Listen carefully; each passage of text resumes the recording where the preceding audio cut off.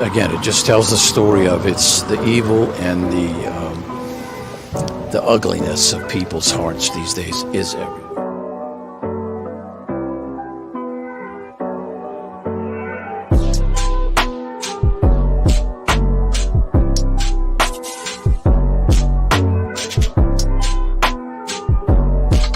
This is Franky Rose's Think Tank.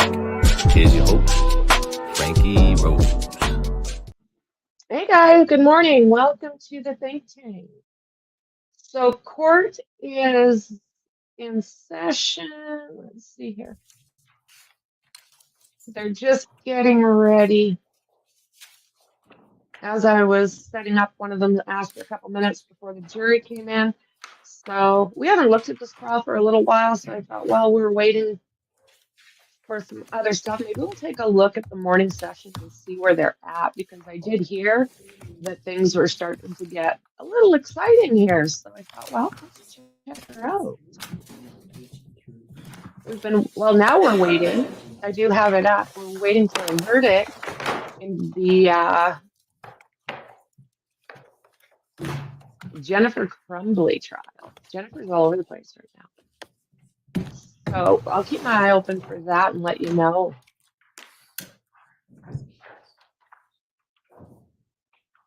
What Oxford before there is in Oxford, Pennsylvania. Good morning. Okay.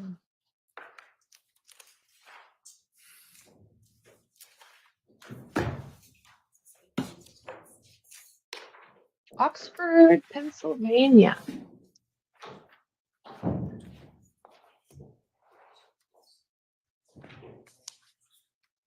Do you think we will, what do you think is going to happen in here? Like I said, we haven't been watching it for a week or so. Maybe even 2. It's been a while. I think the last day I did was 10. Oh, is it? Okay. Okay. Yeah, what's happening with residents from Pennsylvania right now? Co-workers even from Pennsylvania. And so is our headless wonder. That guy. Moan. We talked about him yesterday. That's another sick puppy.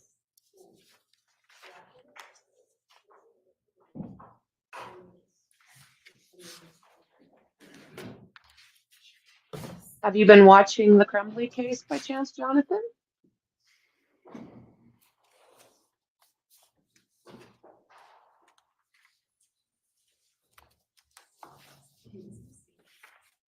I am really.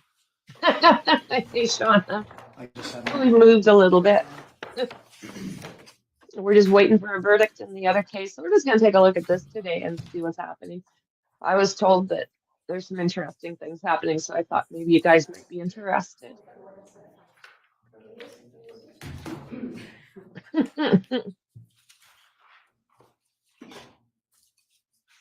Gonna have to do a members live on these monkeys that are sick all over Florida that Mom told us about.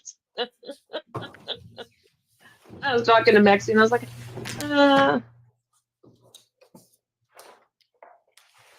oh. Thank you, Your Honor. Are we ready to bring in the jury? That's good info. Yes. I had no idea. We watched that.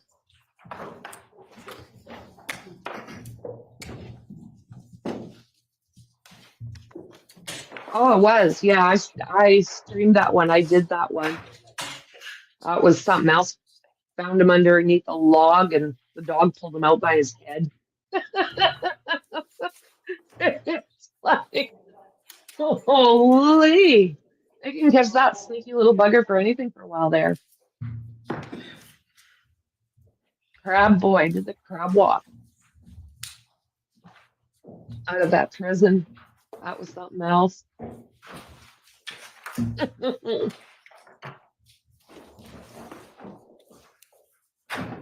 Yes. Would counsel stipulate, please? Yes, Judge. Thank you. Yeah, Good you're morning, right. ladies and gentlemen. Good morning. We continue with the stage case. Yes, Your Honor. Good morning. The state recalls Kristen Maydell. I am going to push mute. And we'll see what's going on here. If it's boring as ish, we won't watch it. I've got other stuff I need to do lives on, that's for darn sure.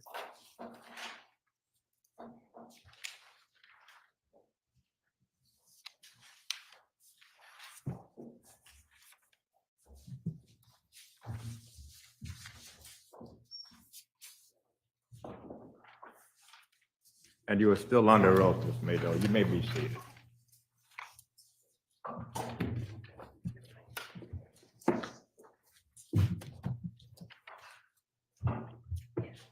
Good morning. Good morning.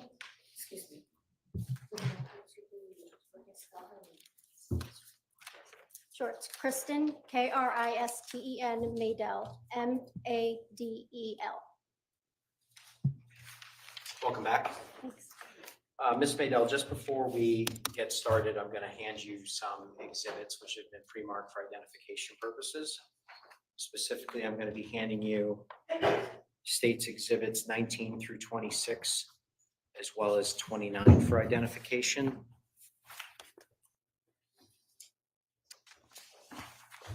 And I'm also going to be handing you States 112 for identification and 117 through 121 for identification purposes.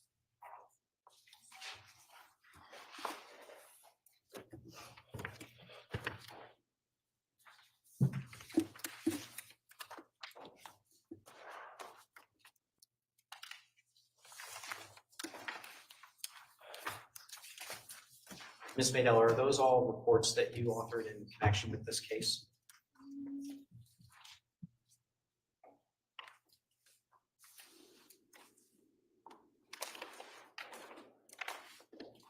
Yes, Now, you were with us last time discussing certain DNA results from evidence recovered from 69 Wells Lane, a 2014 Range Rover, and a 2017 Chevrolet Suburban. Did you conduct an additional analysis in this case? I did. And that analysis that you did was on evidence which was submitted to the State Forensic Laboratory in accordance with standard laboratory protocols. Is that correct? Yes, Now, prior to receiving some of this evidence, it was actually analyzed by different units of the forensic laboratory, including the latent print unit as well as the forensic biology. Is that correct? yes.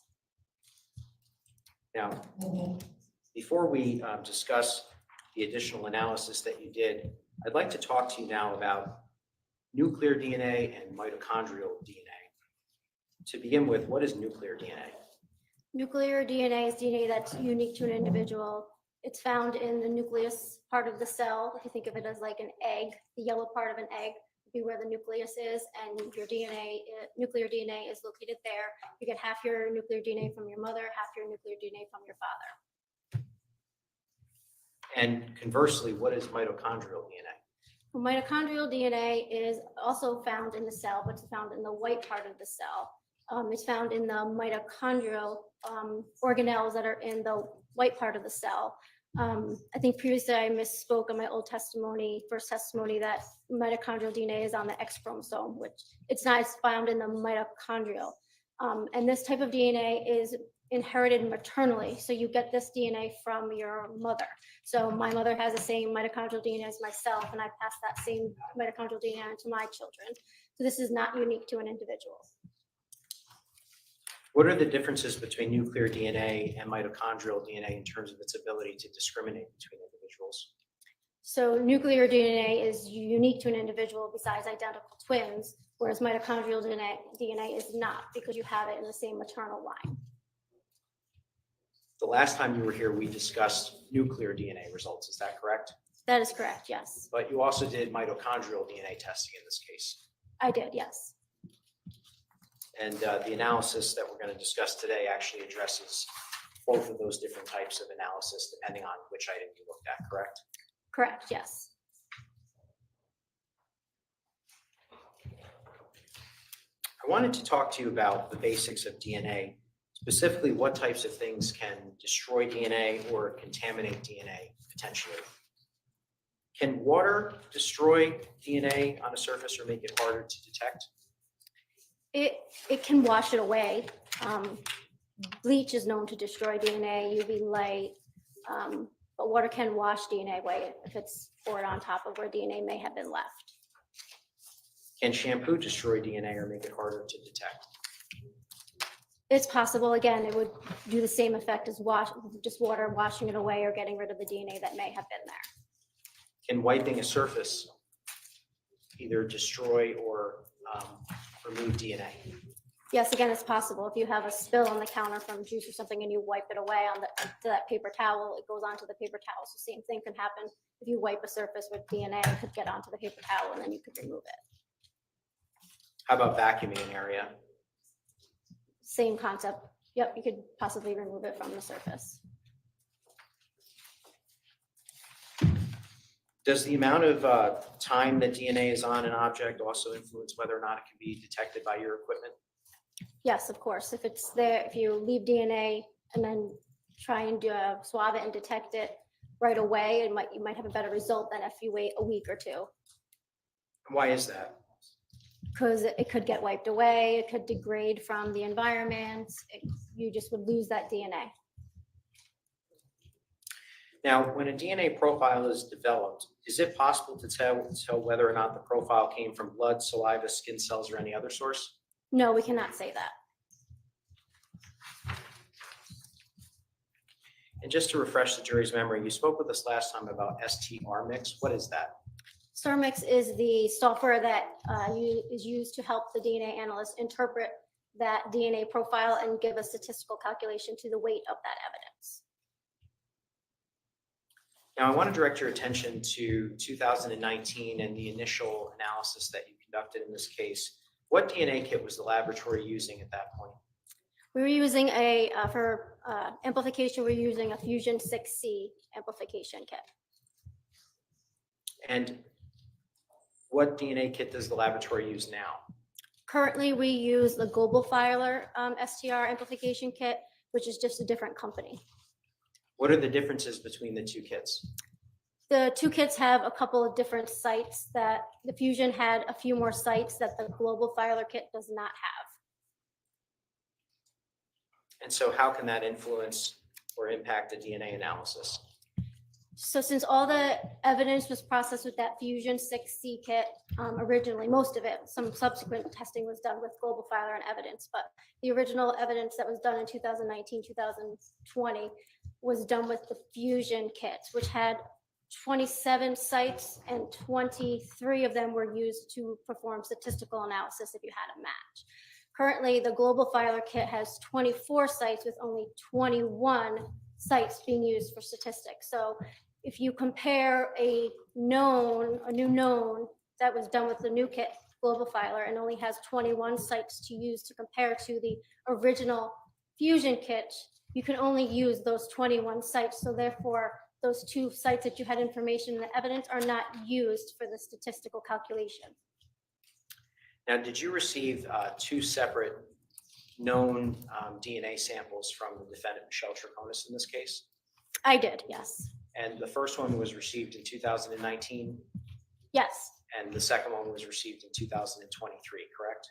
that is correct, yes. And so did you generate a profile from the known DNA samples in both instances? I did, yes. And did you do an analysis of the second known profile against the evidence that had already been tested? Yes, I wrote reports for the first comparisons when I compared her first known to all the evidence. And then in 2023, when her known was reprocessed with the new kit, I then went back and compared the new results of that known to all the previously done evidence. Now, the new kit that you referred to is called what? Global Filer? And Global Filer has less testing sites than Fusion 6 did. Yes. Now, in addition to the two known samples that you received from the defendant, can you just refresh the jury's memory as to who else you received known samples from? I received known samples from Folis Dulos, Lauren Almeida,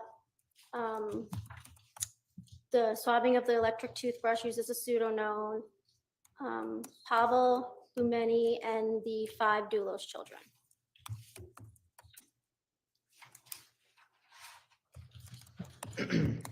Now, I'd like to direct your attention now to some of the specific analysis that you did and some of the results. Judge, if I may just have permission again to use my computer and be seated for the examination. Yes.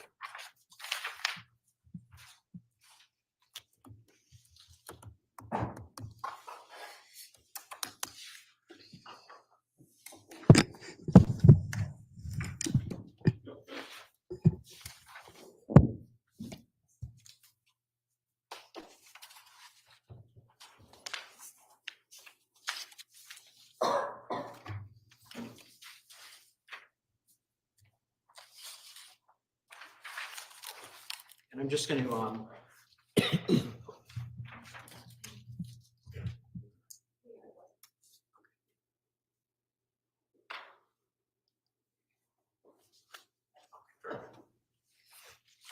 begin by publishing the stipulation again, Your Honor. Paragraph 10 of State's Exhibit 103. State Police Exhibit 502K, seized from Hartford by Sergeant Kevin Duggan on May 31st, 2019, and identified as 4 pieces of black plastic garbage bag with duct tape attached to 2 pieces, contained within State Police Exhibit 502, seized from the scene, corner of Albany Avenue and Green Street, Hartford, Connecticut, was subsequently submitted to the Division of Scientific Services and designated as Submission 88. And Your Honor, I'm going to open up and display to the jury State Trial Exhibit 111A. Specifically a folder entitled State Police Exhibit 502K, Lab Submission 88. And there's a subfolder 88-3, which I'm opening. And I'm going to display the photograph 88-3S7.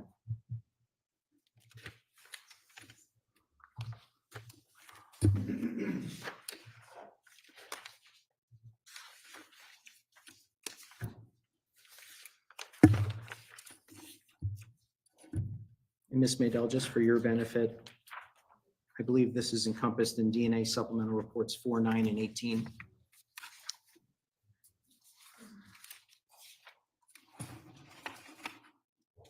Excuse me. I apologize, 5, 10, and 18.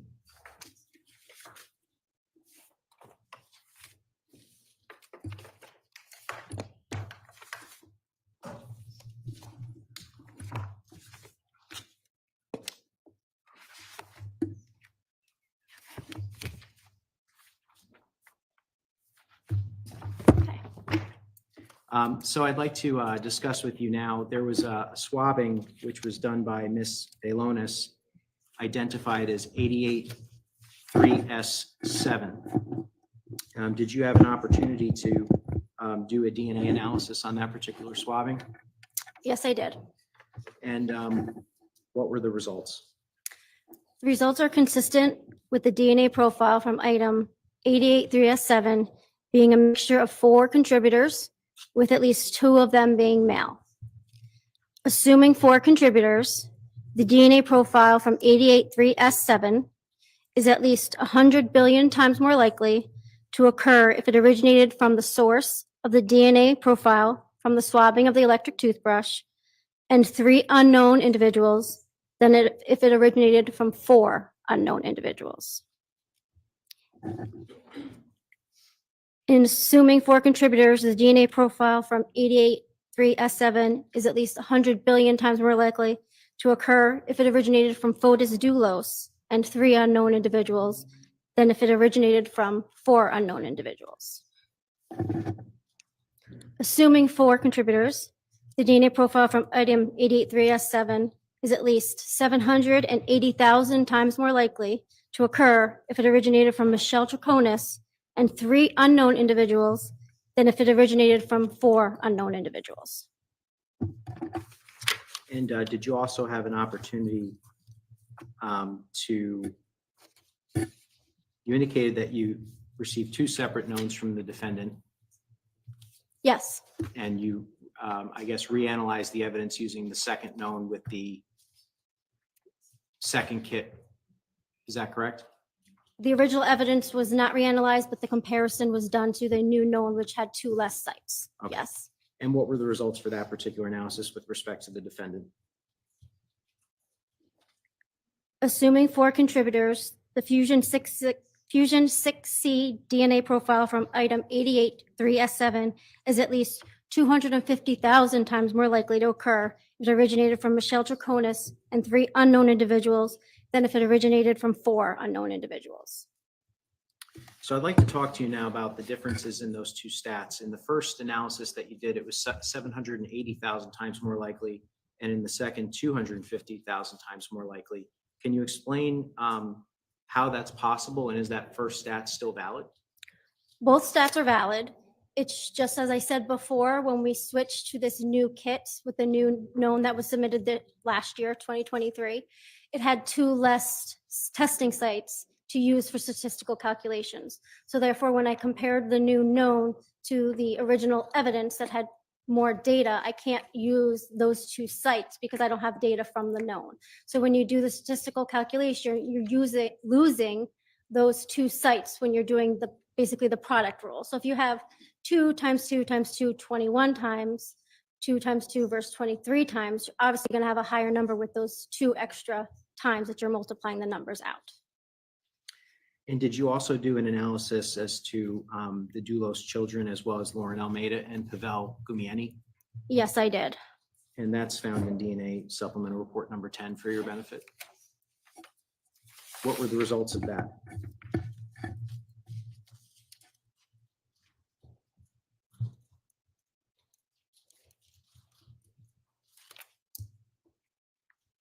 First, Lauren Almeida and Pavel Gumieni were both eliminated as possible contributors to that 4-person mixture. When comparing all 5 children, they were all at least 100 billion times more likely to occur if they originated from individually each of those children and 3 unknown individuals than if it originated from 4 unknown individuals. So Ms. Maydell, does that mean that the children touched this bag or that it is in fact the children's DNA? I can't say who touched the bag for any of these conclusions. All I can say is looking at this 4-person mixture, it appears that the 2 major contributors that are contributing to this 4-person mixture are contributing about the same amount. So approximately the same amount from both of those 2 major contributors. And if those 2 major contributors are the parents of these children, you get half your DNA from your mother and half your DNA from your father. So if your parents' DNA is all there, of course, you're going to have your profile be there, your types be there, because both your parents are contributing to that profile.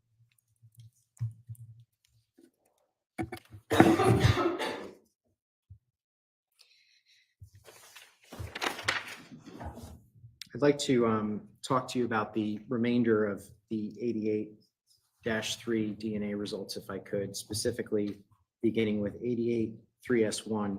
And for the remainder of these, Ms. Maydell, those will be found in supplemental reports 4, 9, and 18 for your benefit.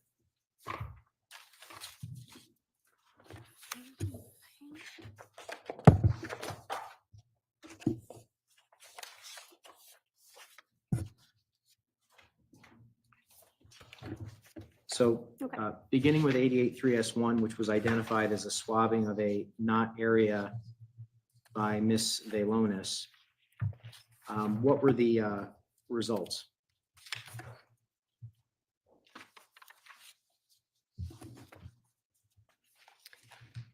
The results are consistent with the DNA profile from 88-3S1 being a mixture of 2 contributors. Assuming 2 contributors, the DNA profile from item 88-3S1 is at least 26,000 times more likely to occur if it originated from the source of the DNA profile from the swabbing of the electric toothbrush and 1 unknown individual than if it originated from 2 unknown individuals. Assuming 2 contributors, given the low likelihood ratios calculated, the results are inconclusive as to whether Folis Dulos could be a contributor to the DNA profile from item 88-3S1.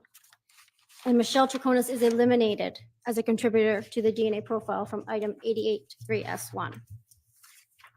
And we're in supplemental number 9, were Lauren Almeida and Pavel Gumieni eliminated as well?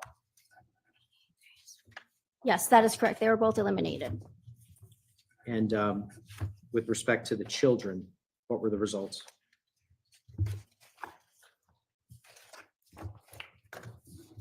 Sorry, which report is that? DNA supplemental report number 9. Oh, that's also 9.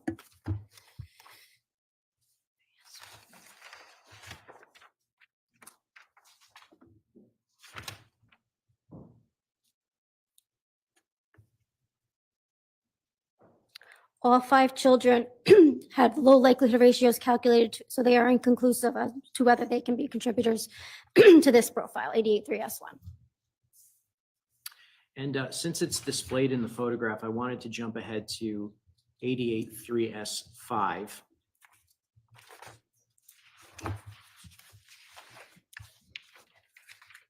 Which was identified as a hair-like fiber in the knot of the bag. You performed mitochondrial DNA analysis on this. I believe it can be found in your report, DNA supplemental report number 12. Yes. And can you just indicate to the jury what the results were?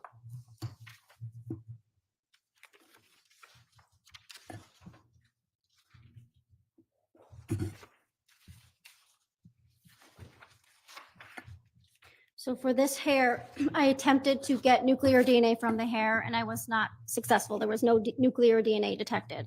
So because of that, we then went to the hair shaft and tried to get mitochondrial DNA profile from that hair. So which I did obtain a full mitochondrial DNA profile from 883S5. So the mitochondrial DNA sequence from 883S5 and 7G1 are the same. Therefore, the source of the DNA profile from the swabbing of the electric toothbrush cannot be excluded as a source of 883S5. I feel like I should explain that conclusion a little bit more because I don't think we talked about how mitochondrial DNA conclusions are different than nuclear. Sure. Since it's not unique to an individual and it's through the same maternal line, we say if 2 profiles match in the mitochondrial, that they can't be excluded as coming from the same source or anybody in that maternal line. So a little bit different for mitochondrial DNA sequencing versus looking at those repeats that I talked about last time, where we were looking at, say, 4 letters, A, G, T, T, repeated 9, 10 times. That gives you your type. For mitochondrial DNA, you're looking at the actual order of those bases. So say you have the letter CAT, that spells cat. If you rearrange those letters and you do ACT, that is act. So those 2 do not match. They're 2 different profiles. So that's mitochondrial DNA. That's what we're actually looking at, is the order of the bases to see if they match. And then we say, if they do match, they cannot be excluded.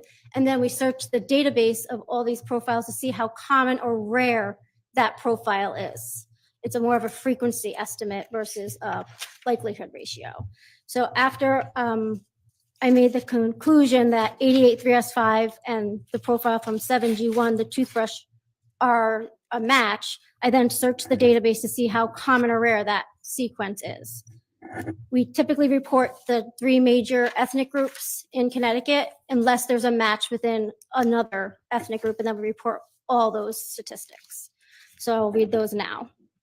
So in the African American population, I wouldn't expect to see this profile in more than 0.32% of the population.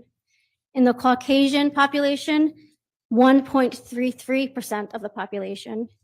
Hispanic, 0.42% of the population. Asian, 0.46% of the population.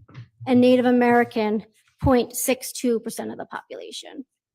Now, in comparing that profile from 883S5 to the mitochondrial DNA profile from Folis Dulos, Michelle Troconis, Lauren Almeida, and Pavel Gmeny, they're all excluded as being a possible match source of that profile from the hair. I could also explain that we didn't test the children's mitochondrial DNA because it was irrelevant, because we have the mitochondrial DNA profile from the toothbrush and it would have been the same. Yeah, and speaking of the toothbrush, just to refresh the jury's memory, you did a parental analysis on the toothbrush to determine the likelihood that the profile on the toothbrush was related to Petros Dulos. Is that correct? Correct. I made a maternity-paternity stat to the toothbrush to one of the children to show, yes. And I don't want to misquote, but I think it was something like 8 billion times more likely to be the mother of Petros Dulos. It was something around that, yes. I don't know if I have that report here with me. I believe it's DNA supplement report 16. 16, let's see.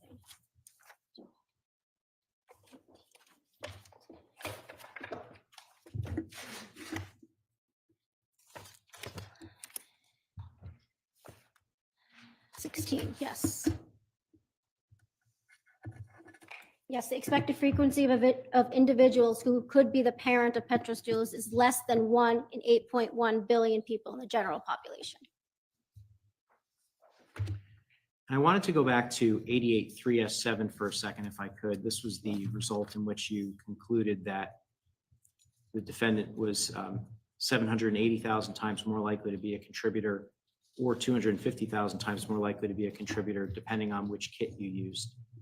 And I know you indicated that you can't tell us how DNA got onto a particular object. Is that correct? That is correct, yes. But I want you to assume the following facts are true. I want you to assume that the defendant in her third interview with police indicated to them that she held a bag open for Mr. Dulos as he deposited something in the bag. Is it possible that her DNA could have gotten on the bag as she was holding it? Yes, that's possible. You know that if you come in contact with something, it is possible for you to leave your own DNA behind on an item.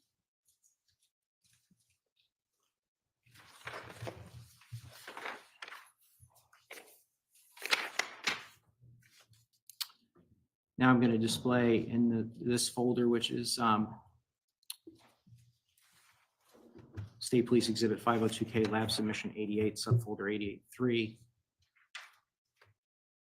There was additional swabbing, specifically 88.3S2 and 88.3S3. 88.3S2 was identified as a reddish brown staining on the exterior, and 88.3S3 was identified as a reddish brown staining on the exterior. Both approximate areas of swabbing displayed in this particular photograph. What were the results for these two particular swabs? And this can be found in DNA reports 4, 9, and 18.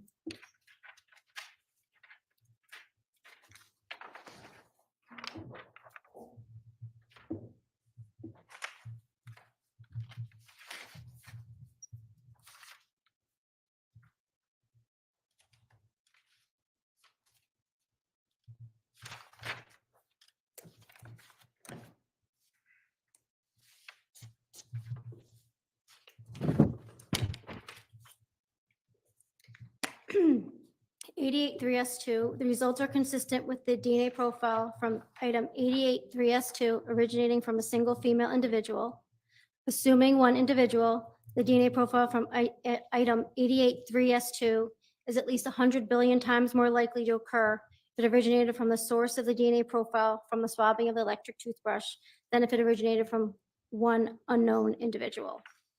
And were all other known profiles eliminated? Yes, all other known profiles eliminated. And then with respect to 88.3S3, the reddish brown staining on the exterior, was that the same result? That is not number 4. So 88.3S3. Yes.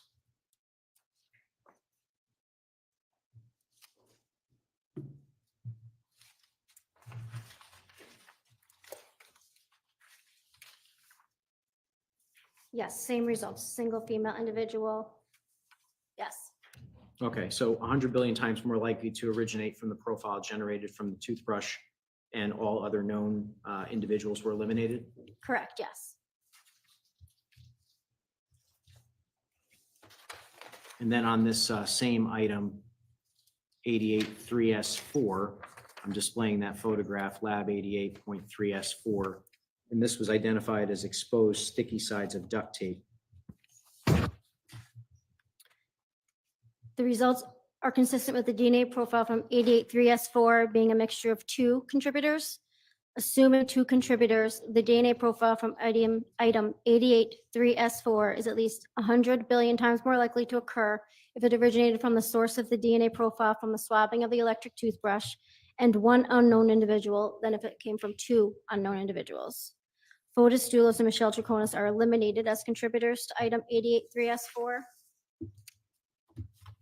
And as were all other known individuals, is that correct?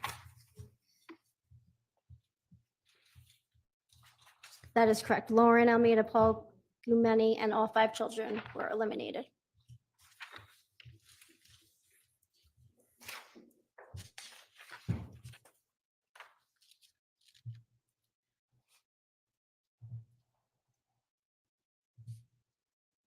And I'm going to go to State Trial Exhibit 109 now. And I'm going to open a folder entitled State Police Exhibit 502U, Lab Submission 41. And I'm going to publish paragraph 12 of that same stipulation. State Police Exhibit 502U, seized from Hartford by Sergeant Kevin Duggan on May 31st, 2019, and identified as one black plastic garbage bag tied in a knot containing a shirt and bra with blood-like substance contained within State Police Exhibit 502, seized from the scene, corner of Albany Avenue and Green Street, Hartford, Connecticut, was subsequently submitted to the Division of Scientific Services and designated as submission 41. So I'm opening State Trial Exhibit 109 folders, State Police Exhibit 502U, Lab Submission 41.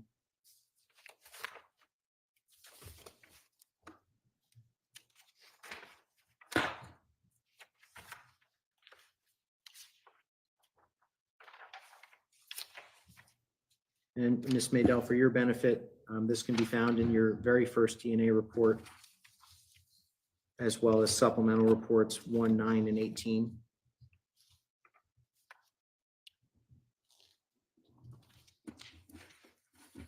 And I'm displaying the photograph Lab 41.1 exterior front.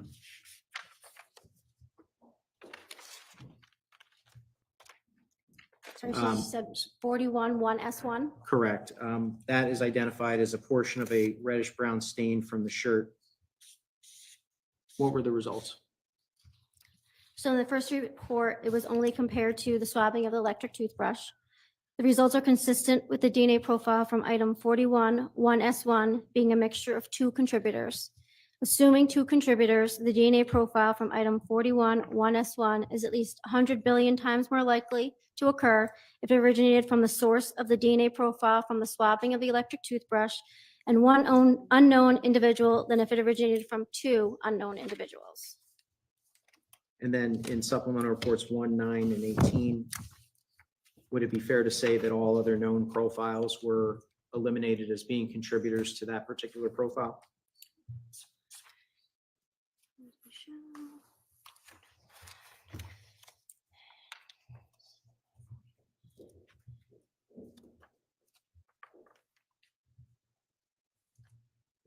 Yes, that is correct. Everyone else was eliminated.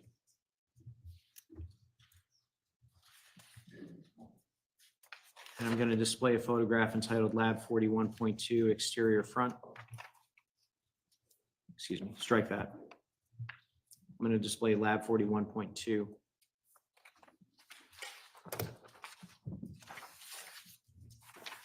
Specifically 41 2S1, which was identified as a portion of reddish brown stain from bra. And this can be found for your benefit, Ms. Maydell, in supplemental reports 2, 9, and 18. Can you just indicate to the jury what the results were? The results are consistent with the DNA profile from 41 2S1 being a mixture of 2 contributors. Assuming 2 contributors, the DNA profile from 41-2S1 is at least 100 billion times more likely to occur if it originated from the source of the DNA profile from the swabbing of the electric toothbrush and 1 unknown individual than if it originated from 2 unknown individuals. Folis Dulos and Michelle Troconis are eliminated as contributors to 41 2S1. And then with respect to supplemental report number 9, the results were inconclusive as to the Dulos children. Is that correct? That is correct. And Lauren Almeida and Paul Volgimini are also eliminated as contributors. And just sticking with this particular submission, 41-3.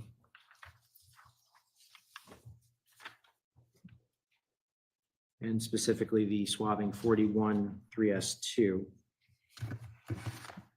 And this was identified as the swabbing of the knot interior. What were the results? And this is found in 2, 9, and 18. The results are consistent with the DNA profile from item 41.3S2 being a mixture of 2 contributors. Assuming 2 contributors, the DNA profile from 41.3S2 is at least 100 billion times more likely to occur if it originated from the source of the DNA profile from the swabbing of the electric toothbrush and 1 unknown individual than if it originated from 2 unknown individuals. The results do not support the hypothesis that Folis Dulos is a contributor to this profile. Assuming 2 contributors, Folis Dulos is eliminated as a contributor to item 41.3S2. The same conclusion from Michelle Troconis. The results do not support the hypothesis that she's a contributor. Assuming 2 contributors, Michelle Troconis is eliminated as a contributor to 41.3S2. And with respect to the children, were the results that it was inconclusive as to whether or not they could be contributors to the profile? That is correct. And Pavel Gumieni and Lauren Almeida were eliminated. Yes, the results did not support the hypothesis that they were contributors. They were also eliminated. And just to refresh the jury's recollection, when you're saying that a result is inconclusive, what exactly does that mean? That means that when we perform our likelihood ratio statistic, the number generated is above our elimination threshold, but below our threshold to say that it's a positive association. So we say no comparison, no conclusion can be made for that comparison.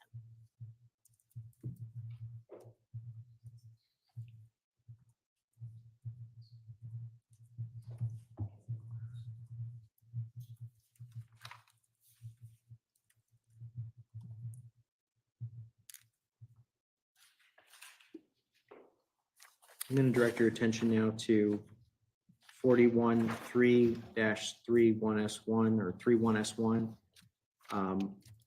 identified as a reddish brown stain on the panty liner found within that particular submission. Did you get any results? No DNA profile was generated from that sample.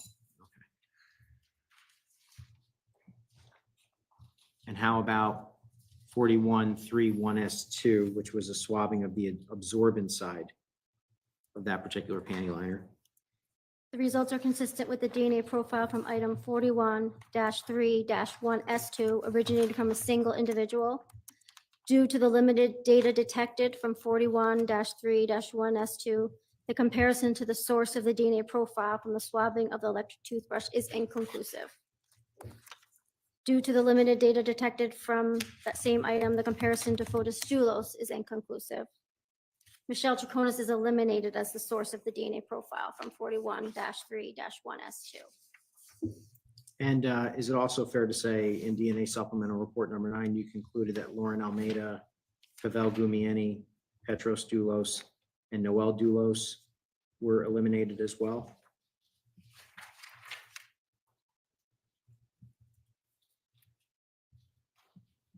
Correct.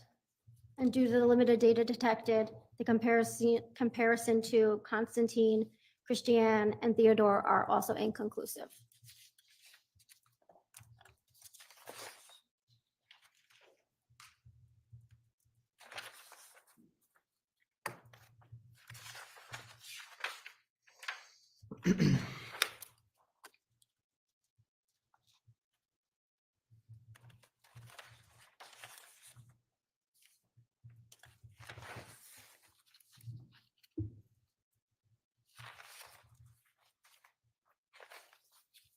I want to just read a stipulation, paragraph 13 of State's Exhibit 103. State Police Exhibit 154, seized from Hartford by Sergeant Michael Butin on May 31st, 2019, and identified as 1 FedEx envelope, color white, containing 2 altered Connecticut license plates, seized from the scene storm drain at 1344 Albany Avenue, Hartford, Connecticut. It was subsequently submitted to the Division of Scientific Services and designated as submission 96. So I'm opening up State Trial Exhibit 109, the folder, State Police Exhibit 154, lab submission 96. And I'm just going to display this. Lab 96, 1S1, These were photographs that it came to your attention that these particular license plates and the FedEx envelope that contained them were in a sewer drain. Is that correct? Yes, that was in the description, yes. So I want to just direct your attention to DNA report number 6, supplemental report number 6. Were you able to generate a profile on either of these license plates or the FedEx envelope? Can you repeat the numbers, please? It's DNA supplemental report number 6. Sorry, no, the item numbers. Oh, I'm sorry. That's okay. 96-1, 96-2, and 96-3. No DNA profile was obtained from any of those swabbings. Okay, so the license plates that were found in the sewer drain did not have any, you were not able to get a profile? We did not detect any DNA, no. Could you just indicate to the jury how those items being in a sewer drain could have potentially influenced any DNA evidence that might have been contained on them? Well, DNA, a sewer probably has water in it, I would believe. So water being exposed to the evidence that was sitting in the sewer drain would possibly wash it away. Also, depending how long it was in the sewer drain makes a big impact on getting rid of DNA also.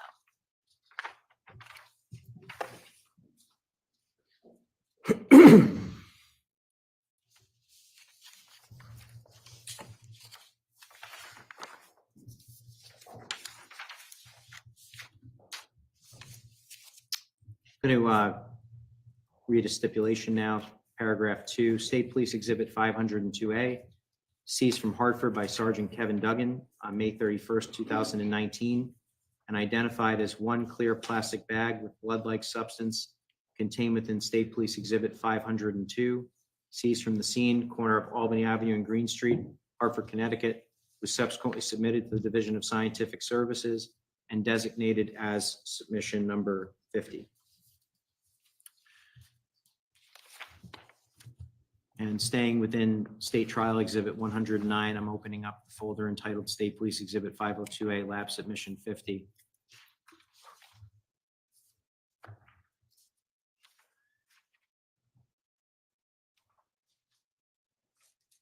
And I'm displaying Lab 50 with paper added. There was a swabbing done here identified as 51S2. A portion of a reddish brown staining on the exterior as received. And the results of this can be found in DNA supplemental reports number 2, 9, and 18. The results are consistent with the DNA profile from item 51S2 being a mixture of 2 contributors. Assuming 2 contributors, the DNA profile from item 51S2 is at least 100 billion times more likely to occur if it originated from the source of the DNA profile from the swabbing of the electric toothbrush and 1 unknown individual than if it originated from 2 unknown individuals. Folis Dulos and Michelle Troconis are eliminated as contributors to the DNA profile from 51S2. And then with respect to the children in DNA supplemental report number 9, is it fair to say that the results were inconclusive as to all Dulos children, whether or not they could be contributors to the profile? That is correct, and Lauren and Pavel are both eliminated as contributors. Attorney McGinnis, it may be helpful if the jury does not recall what those items are to indicate what the items are in the photo. Oh, yes, sir. This is lab submission number 50, which was identified as State Police Exhibit 502A, 1 clear plastic bag with blood-like substance seized from Hartford.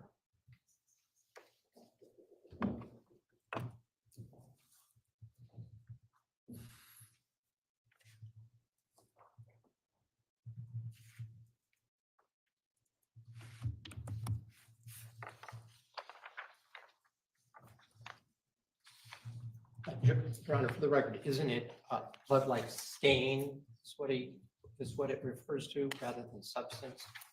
The stipulation that we entered into indicates blood-like substance.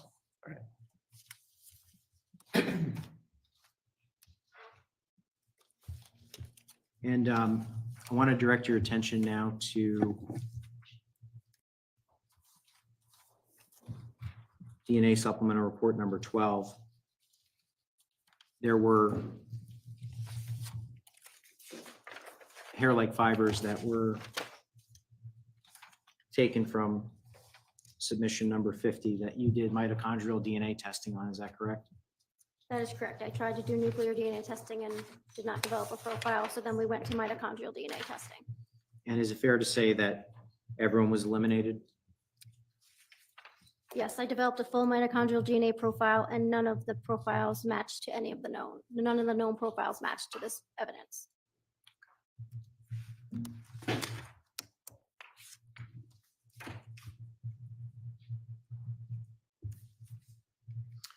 Just going to read paragraph 3. State Police Exhibit 502B, seized from Hartford by Sergeant Kevin Duggan on May 31st, 2019, and identified as one clear plastic bag with blood-like substance contained within State Police Exhibit 502, seized from the scene, corner of Albany Avenue and Green Street, Hartford, Connecticut, was subsequently submitted to the Division of Scientific Services and designated as submission number 51. I'm going to stay within that same disk and open up that folder.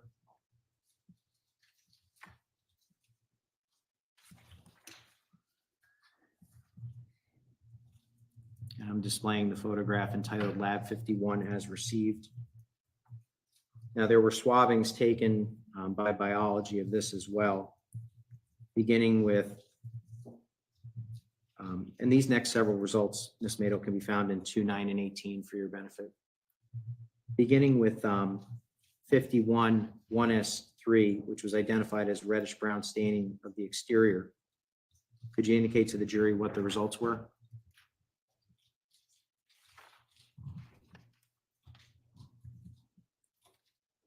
The results are consistent with the DNA profile from 51 1S3 originating from a single female individual. Assuming one individual, the DNA profile from 51 S3 is at least 100 billion times more likely to occur if it originated from the source of the DNA profile from the swabbing of the electric toothbrush than if it originated from an unknown individual. And then is it fair to say that all known profiles that you analyzed were eliminated from this particular sample? Yes, that is correct. And 51 1S4, which was identified as a reddish brown staining from the front lower opening. Were the results the same in that it was 100 billion times more likely that the profile generated from the toothbrush was a contributor than an unknown person, and all other individuals were, or all other known individuals were eliminated? Yes, it was a single female profile. And 51 1S5, which was identified as a reddish brown stain from the hood top area. Same results? Yes.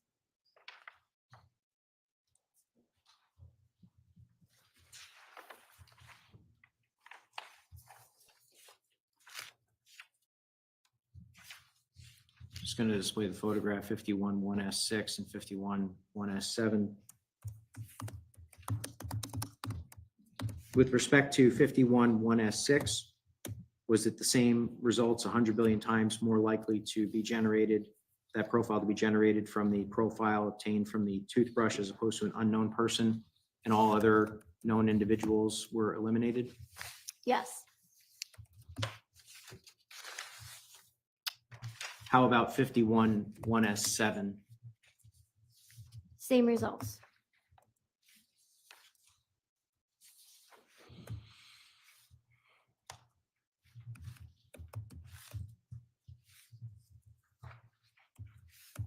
Now I'm going to display the photograph, Lab 51, 1S3, and S4, and S5, and S6, and S8. And 51, 1S8, what were the results? Same results. Okay, and that was identified as a swabbing from the exterior of hood. Correct. I don't know that I identified 51 1S6 and 51 1S7, so I'll just do that for the record. 51 S6, for which you received the same results, was identified as a swabbing from the interior of hood. Is that correct? Yes. And 51 1S7 was identified as reddish brown staining from the interior front. Is that correct? Correct.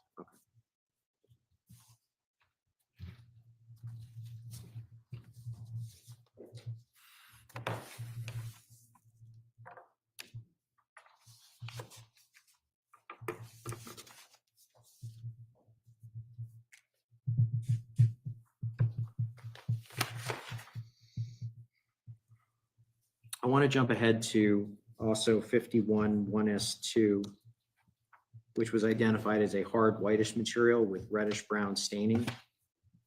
There was a swabbing done of that as well, which was identified as 51 1S2-2. Is that correct? 51 1S2. And I think this can be found in DNA report 11 and 19.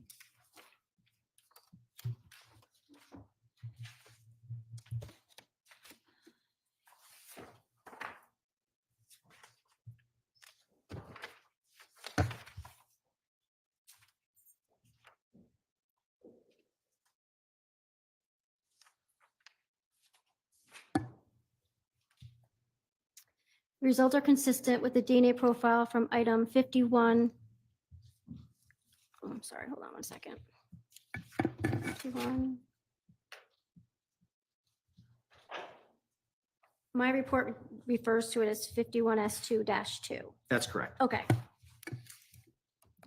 The DNA profile from item 51S2-2 originating from a single female individual, assuming one individual, the DNA profile from 51S2-2 is at least 100 billion times more likely to occur if it originated from the source of the DNA profile from the swabbing of the electric toothbrush than if it originated from an unknown individual.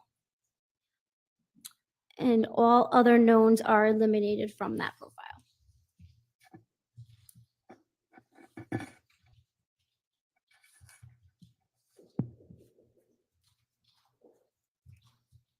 I'm going to jump ahead to State Trial Exhibit 111A. This was Anita Valonis's disc.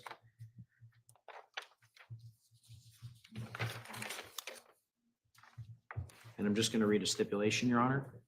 State Police Exhibit 502C, seized from Hartford by Sergeant Kevin Duggan on May 31st, 2019, and identified as one yellow and green kitchen sponge with blood-like substance contained within State Police Exhibit 502, seized from the scene, corner of Albany Avenue and Green Street, Hartford, Connecticut, was subsequently submitted to the Division of Scientific Services and designated as Submission 54. I'm just going to open that folder and display the photograph entitled Lab 54 1S, 54S1 and 54S2. And Ms. Maydell, just for your benefit, all of these results with respect to this particular submission can be found in supplemental reports 3, 9, and 18. The results are consistent with the DNA profile from item 54S1 originating from a single female individual. Assuming one individual, the DNA profile from 54S1 is at least 7.2 billion times more likely to occur if it originated from the source of the DNA profile from the swabbing of the electric toothbrush than if it originated from an unknown individual. Folis Dulos and Michelle Troconis are eliminated as the source of the DNA profile from 54S1.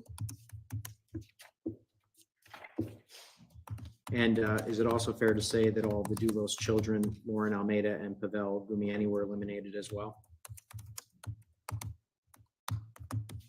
Yes, that is correct. And just to refresh the jury's memory, when you say that something is consistent with being a single female or a single contributor, what does that mean exactly? That there's no evidence of more than one person contributing to that profile. And just for the record, 54S1 was identified as a reddish brown stain along the short edge. Is that correct? Yes, mine is, it's called a stain on a sponge along short edge. And I want to direct your attention now to 54S2, which is identified as a reddish brown stain near short edge. What were the results with respect to that? The results are consistent with the DNA profile from item 54S2 originating from a single female individual. Assuming one individual, the DNA profile from item 54S2 is at least 100 billion times more likely to occur if it originated from the source of the DNA profile from the swabbing of the electric toothbrush than if it originated from an unknown individual. Folis Dulos, Michelle Troconis, and all other knowns are eliminated to that single female profile.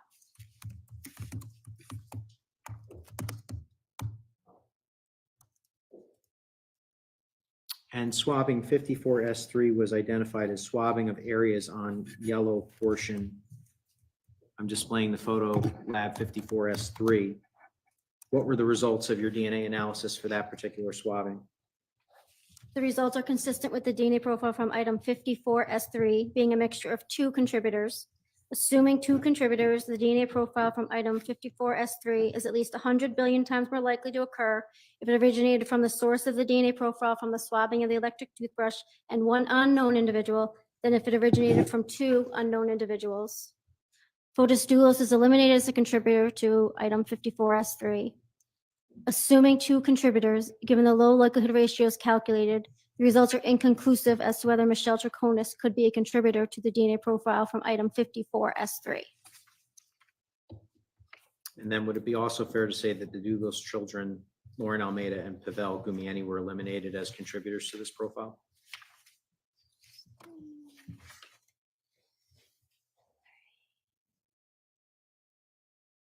Yes, that is correct.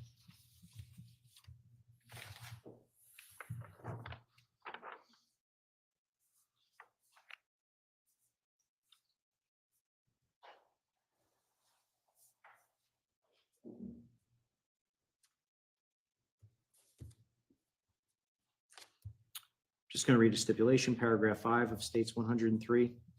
State Police Exhibit 502D, seized from Hartford by Sergeant Kevin Duggan on May 31st, 2019, and identified as 1 black rubber and fabric glove with dirt-like substance contained within State Police Exhibit 502, seized from the scene, corner of Albany Avenue and Green Street, Hartford, Connecticut, was subsequently submitted to the Division of Scientific Services and designated as submission 61.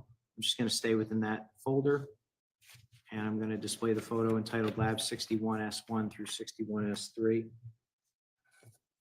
And for your benefit, Ms. Maydell, these results can be found in DNA report, supplemental reports 3, 9, and 18.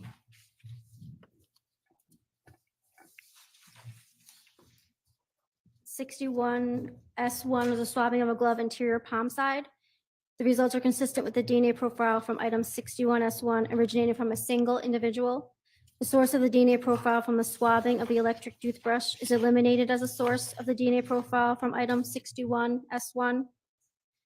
Due to the limited data detected from 61S1, the comparison to Folis Dulos and Michelle Troconis are inconclusive. And were the results also inconclusive as to the Dulos children and Lauren Almeida?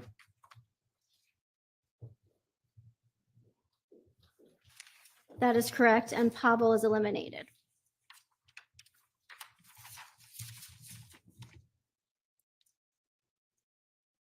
Now, with respect to 61S2, which is identified as a swabbing of a reddish brown soil type staining on the exterior palm side cuff edge, what were the results? The results are consistent with the DNA profile from item 61S2 originating from a single individual. Due to the limited data detected from item 61S2, the comparison to the source of the DNA profile from the swabbing of the electric toothbrush is inconclusive. Folis Dulos, Michelle Troconis are eliminated as a source of the DNA profile from 61S2. And with respect to the children, were the results inconclusive as to them? That is correct, and Lauren and Pavel are eliminated.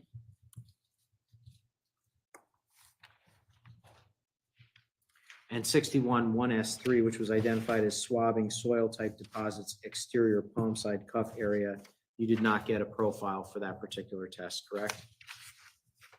61S3, correct. No DNA profile was detected. And I'm opening up the photo entitled Lab 61S4 and 61S5. 61S4 was identified as swabbing of interior palm side. Can you indicate for the jury what the results were with respect to the interior palm side of this particular glove? The results are consistent with the DNA profile from item 61S4 originating from a single individual. The source of the DNA profile from the swabbing of the electric toothbrush is eliminated as the source of the DNA profile from item 61S4. Assuming one individual, the DNA profile from item 61S4 is at least 27,000 times more likely to occur if it originated from Folis Dulos than if it originated from an unknown individual. Michelle Troconis is eliminated as a source of the DNA profile from 61S4. And also fair to say the Dulos children, Lauren Almeida and Pavel Gumieni, were eliminated as well, correct? That is correct.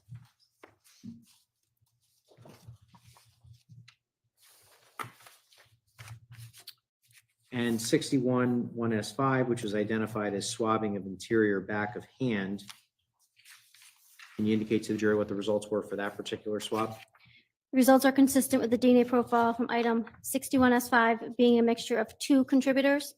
The source of the DNA profile from the swabbing of the electric toothbrush is eliminated as a source to the DNA profile from item 61S5. Assuming two contributors, given the low likelihood ratios calculated, the results are inconclusive to whether Folis Dulos could be a contributor to the profile from 61S5.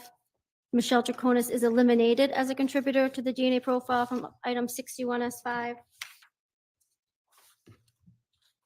The results do not support the hypothesis that Petros Dulos or Theodore Dulos are contributors to this profile. Assuming two contributors, Petros Dulos and Theodore Dulos, are eliminated as contributors to item 61S5. Assuming two contributors, given the low likelihood ratios calculated, the results are inconclusive as to whether Constantine, Christiane, or C. Noel Dulos could be contributors to the DNA profile from item 61S5. Lauren and Pavel are eliminated as contributors.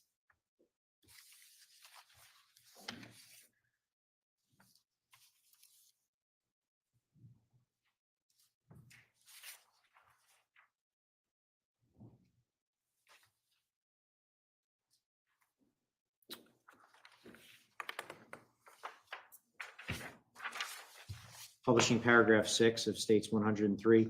State Police Exhibit 502E seized from Hartford by Sergeant Kevin Duggan on May 31st, 2019, and identified as one pair of black husky gloves contained within State Police Exhibit 502, seized from the scene, corner of Albany Avenue and Green Street, Hartford, Connecticut, was subsequently submitted to the Division of Scientific Services and designated as Submission 62.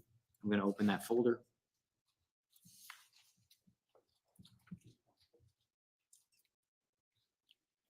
Just going to display the photograph entitled Lab 62 1S1. 62 1S1 was identified as the swabbing of left glove interior palm side. Can you indicate to the jury what the results were? The results are consistent with the DNA profile from item 62 1S1 originating from a single female individual. Assuming one individual, the DNA profile from item 62 1S1 is at least 100 billion times more likely to occur if it originated from the source of the DNA profile from the swabbing of the electric toothbrush than if it originated from an unknown individual. All other knowns are eliminated. And 61 1S2 and 1S3, I'm now displaying that particular photograph, which shows the approximate area where those swabbings took place. Were the results the same, meaning that 100 billion times more likely to have originated from the profile generated from the toothbrush, and all other knowns were eliminated with respect to 62 1S2 and 62 1S3?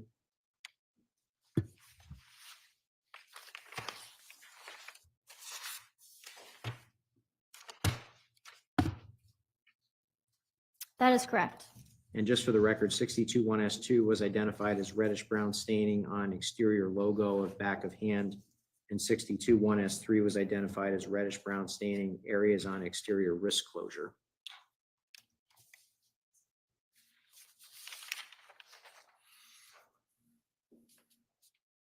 I'd like to talk to you now about the right glove. We were just talking about the left glove, which was identified as 62-2. There were also swabbings taken of this. I'm displaying the photograph entitled Lab 62-2S1 and 62-2S3. 62-2S1 was identified as swabbing of right glove interior palm side. What were the results with respect to that?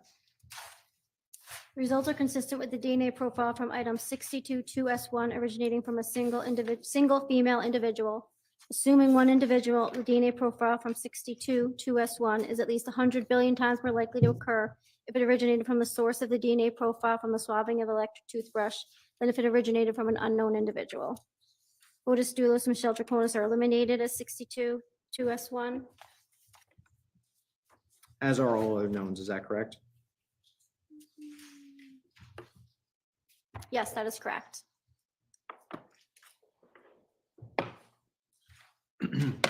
62 2S2 is identified as reddish brown staining on exterior, logo on back of hand. I'm going to try to display that photograph. Here we go. This is photograph lab 62 2S2 and 62 2S4. Could you indicate the results for 62 2S2? The results are consistent with the DNA profile from item 62 2S2 being a mixture of two contributors. Assuming two contributors, the DNA profile from item 62 2S2 is at least 100 billion times more likely to occur if it originated from the source of the DNA profile from the swabbing of the electric toothbrush and one unknown individual than if it originated from two unknown individuals. Folis Dulos is eliminated as a contributor to the DNA profile from 62 2S2. The results do not support the hypothesis that Michelle Troconis is a contributor to this profile. Assuming two contributors, Michelle Troconis is eliminated as a contributor to DNA profile from 62 2S2. And with respect to the children? Given the, assuming two contributors, given the low likelihood ratios calculated, the results are inconclusive as to whether Petros, Constantine, Christiane, C. Noel, or Theodore could be contributors to the profile from 62S2. The results do not support the hypothesis that Lauren Almeida is a contributor to this profile. Assuming two contributors, Lauren Almeida is eliminated as a contributor to this profile, and Pavel is also eliminated as a contributor, 62 2S2. And Judge, I just have two more swabbings for this particular submission and then perhaps the morning recess. Yes.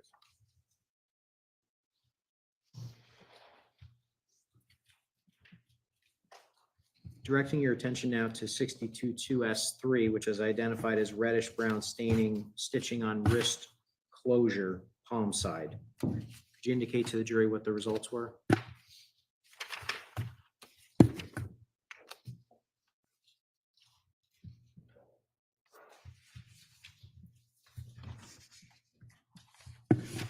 And this is in 3, 9, and 18.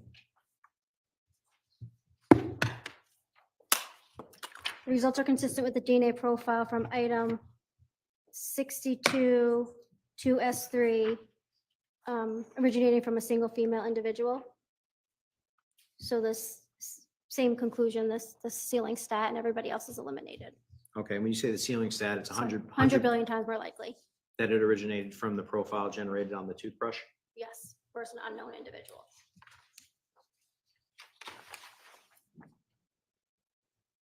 And just with respect to 62 2S4, which is identified as reddish brown staining on the stitching on wrist closure, back of hand. Same conclusions. In other words, 100 billion times more likely to be the profile from the toothbrush. Correct. Than an unknown individual, and everybody else is eliminated. Judge, is this a good time to take the morning recess? Yes. And we'll stand in our morning recess, ladies and gentlemen. Please do not discuss the case.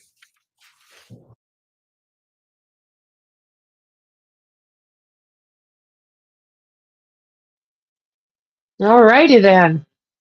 Lot of DNA talk. Yeah, I'm not getting into my Discord right now, so I won't be on there. I will have to search down my login information. I'll do that in a bit here. So let's see here. 15-minute break. And you guys are interested in watching the jury selection tomorrow. So I'm pretty sure they're streaming that. I hadn't looked, but I'm pretty sure they're streaming it. So I will do the same. I was actually just making a thumbnail for it. So let's go over here.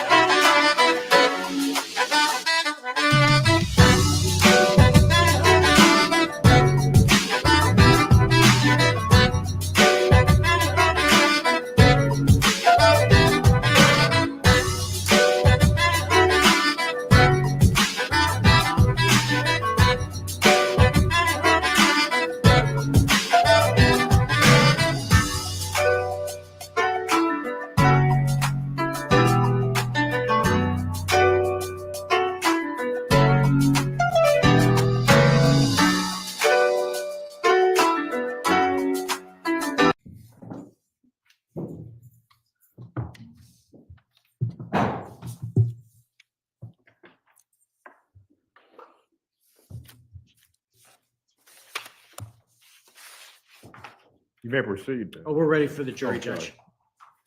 We're back. No pockets.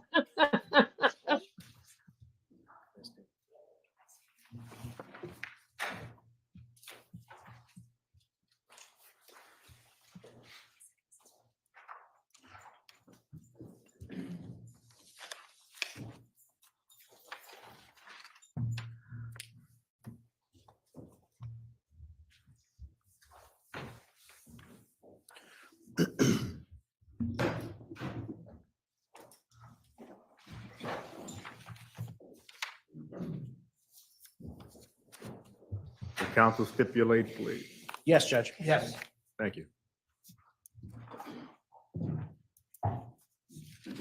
Just going to publish the stipulation, Your Honor, 103, paragraph 7.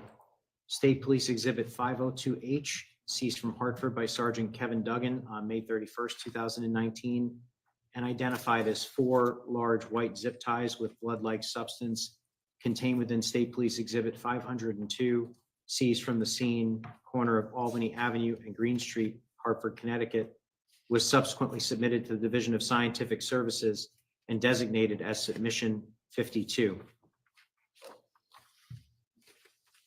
And now I'm in State Trial Exhibit 109 in the Lab Submission 52 folder, and I'm displaying the photograph entitled 52 1S1 through 52 4S1.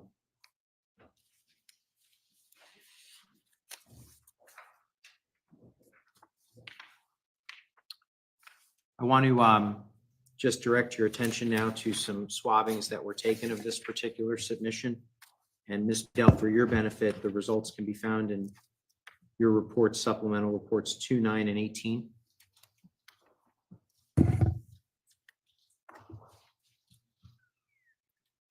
Beginning with 52 1S1, swabbing of surface, including stains. Can you indicate to the jury what the results were?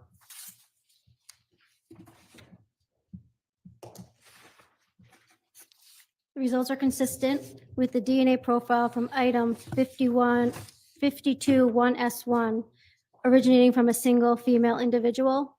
Assuming one individual, the DNA profile from item 52 1S1 is at least 100 billion times more likely to occur if it originated from the source of the DNA profile from the swabbing of the electric toothbrush than if it originated from an unknown individual.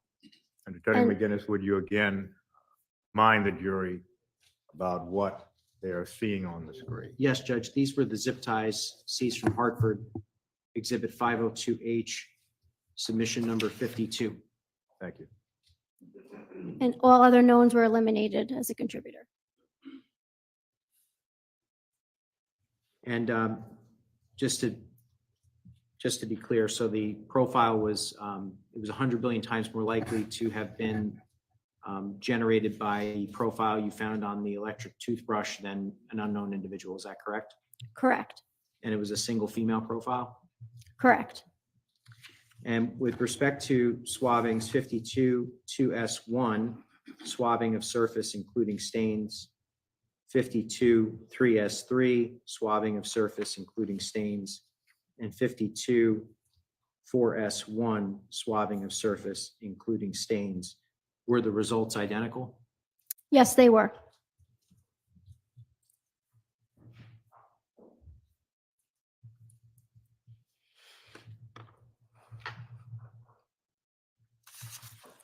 And I'm displaying Lab 52 3S2. That's a photograph.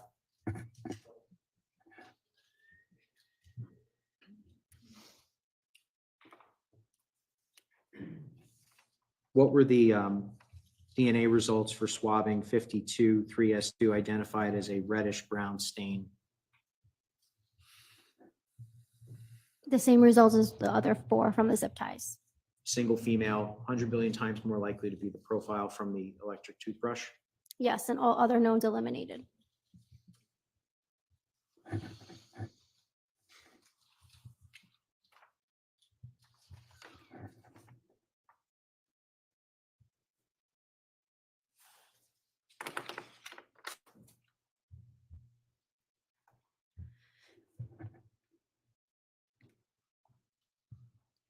Publishing paragraph 8 of that same stipulation.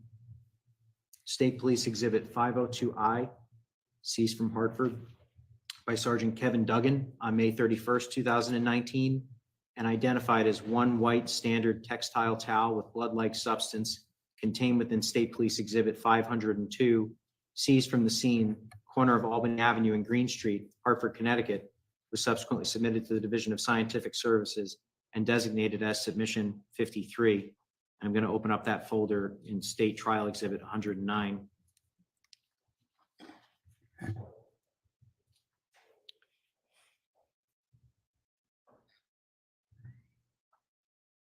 And I'm opening the photograph entitled Lab 51 3S1 and 53S2. With respect to the swabbing 53S1, which was a swabbing of a portion of a reddish brown stain, what were the results? The results are consistent with the DNA profile from item 53S1 being a mixture of two contributors. Assuming two contributors, the DNA profile from item 53S1 is at least 100 billion times more likely to occur if it originated from the source of the DNA profile from the swabbing of the electric toothbrush and one unknown individual than if it originated from two unknown individuals. Folis Dulos and Michelle Troconis are eliminated as contributors to the DNA profile from 53S1. And then with respect to the children?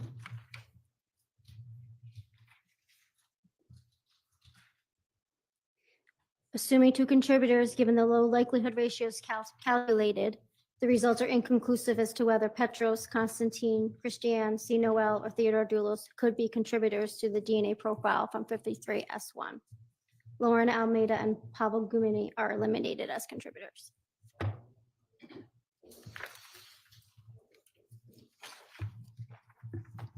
And I might stand corrected on that. It may not have been a swabbing. It may have actually been a cutting of the 53S1 may have actually been a cutting of the towel. Mine is described as a portion of a reddish brown stain from towel. Right. So it was actually a piece of the towel as opposed to a swabbing of the towel. Correct. They normally would call it a swabbing, yes. And then with respect to 53S2, which was a, I believe another cutting of a reddish brown stain. Is that correct?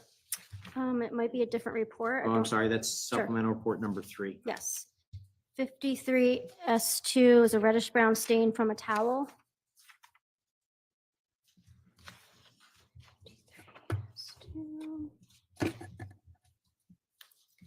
The results are consistent with the DNA profile from item 53S2 originating from a single individual.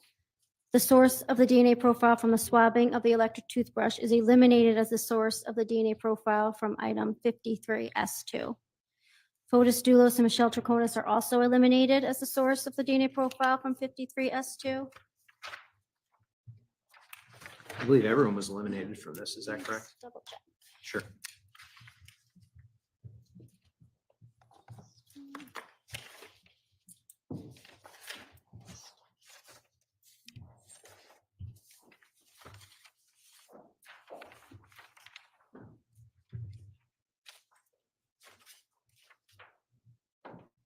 Yes, correct. Everybody's eliminated.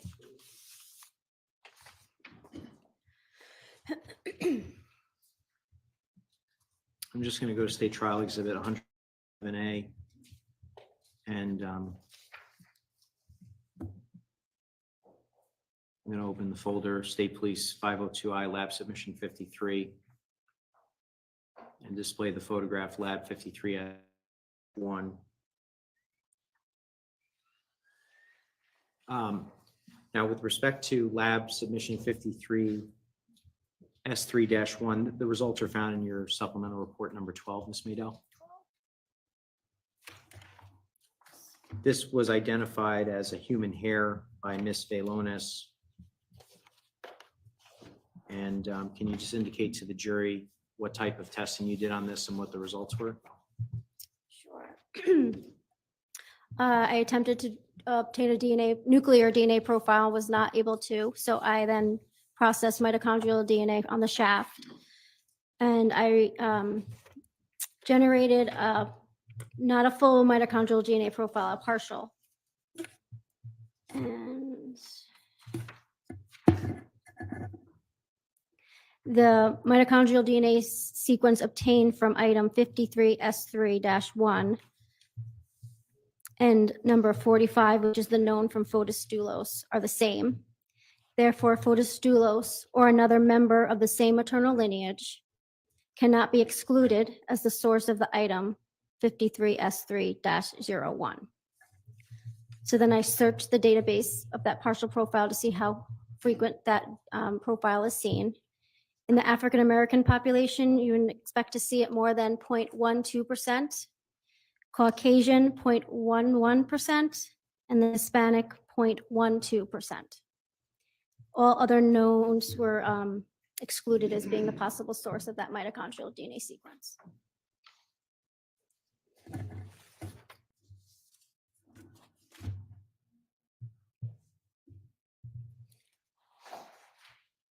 In that same state trial exhibit 111A, I'm opening the folder lab submission 55.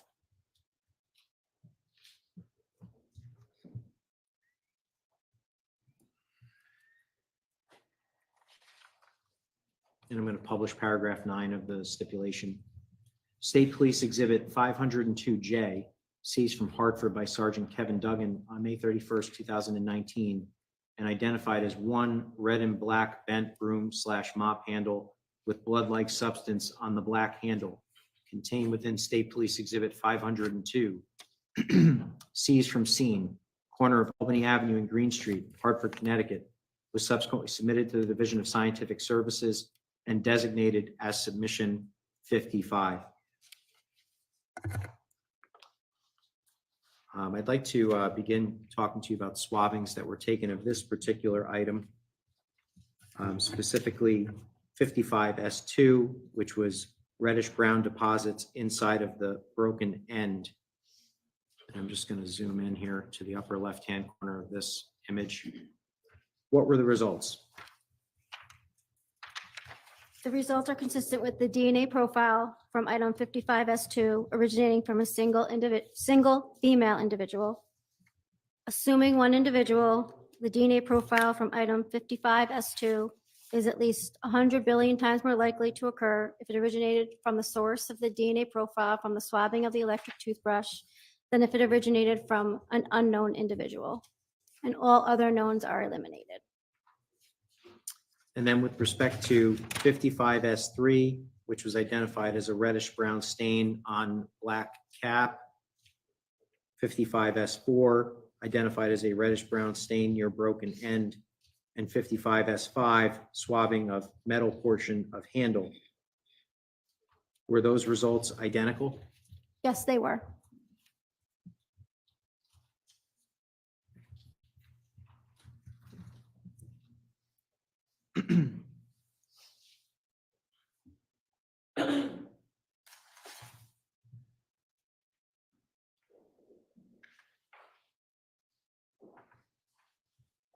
I'm just jumping back to State Trial Exhibit 109.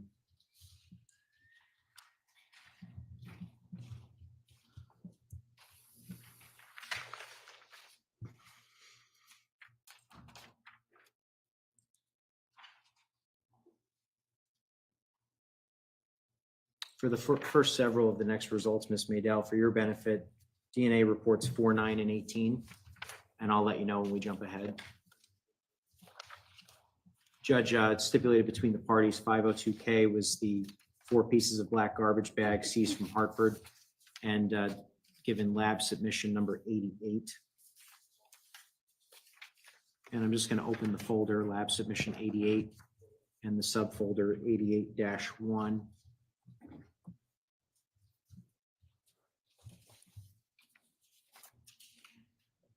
Displaying the photograph 88-1S1.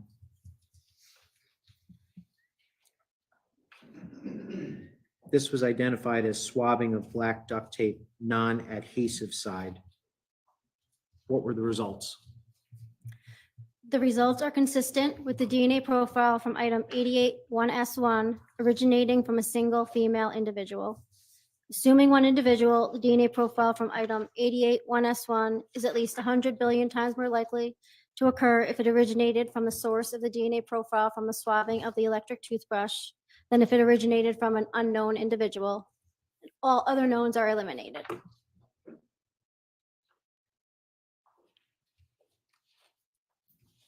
Displaying photograph lab 88.1S2.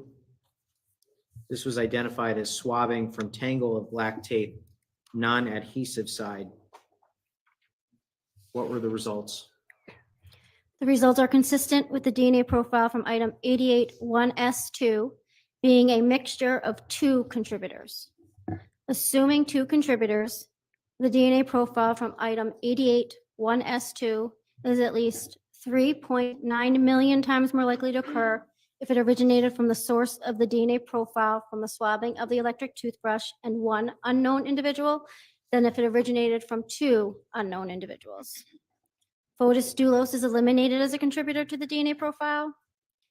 Assuming two contributors, given the low likelihood ratios calculated, the results are inconclusive as to whether Michelle Troconis could be a contributor to the DNA profile from 881S2. And can I actually ask you a follow-up question to that? That was under the original DNA kit, is that correct? This was the Fusion 6C kit, correct? But you used Global Filer in 2023, is that correct? For the known, correct. And so in 2023, the defendant, when you analyzed the profile again, she was actually eliminated as being a contributor to this particular profile. Is that correct? Let me just double check. Sure. That is correct. The results do not support the hypothesis that Michelle Troconis is a contributor to this profile. Assuming two contributors, Michelle Troconis is eliminated as a contributor to the Fusion 6C DNA profile. Can you just explain to the jury again how it is that she went from being inconclusive under the first kit to eliminated under the second kit? Well, when we did our comparison, we lost those two testing sites with information. So she went from having a little bit more information to put her in the inconclusive range to not having that information, so it eliminated her. And then with respect to the children on this particular swabbing?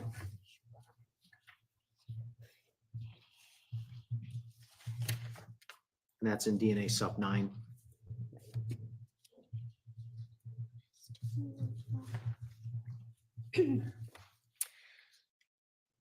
Given the low likelihood ratios calculated, the results are inconclusive as to whether Petros, Christiane, C. Noel, or Theodore could be contributors to the profile from DNA profile from item 881S2. Assuming two contributors, the DNA profile from item 881S2 is at least 12,000 times more likely to occur if it originated from Konstantin Dulos and one unknown individual than if it originated from two unknown individuals. And Lauren and Pavel are eliminated.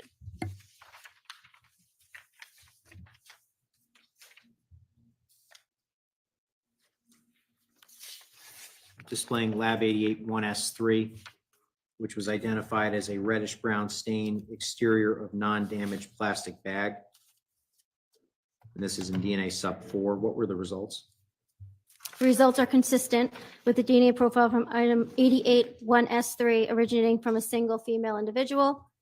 Assuming one individual, the DNA profile from 881S3 is at least 100 billion times more likely to occur if it originated from the source of the DNA profile from the swabbing of the electric toothbrush than if it originated from an unknown individual. And all other knowns are eliminated.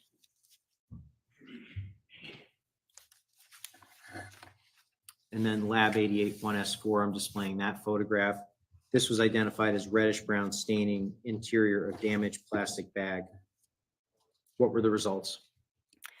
The results are consistent with the DNA profile from item 881S4 being a mixture of two contributors. Assuming two contributors, the DNA profile from item 881S4 is at least 100 billion times more likely to occur if it originated from the source of the DNA profile from the swabbing of the electric toothbrush and one unknown individual than if it originated from two unknown individuals.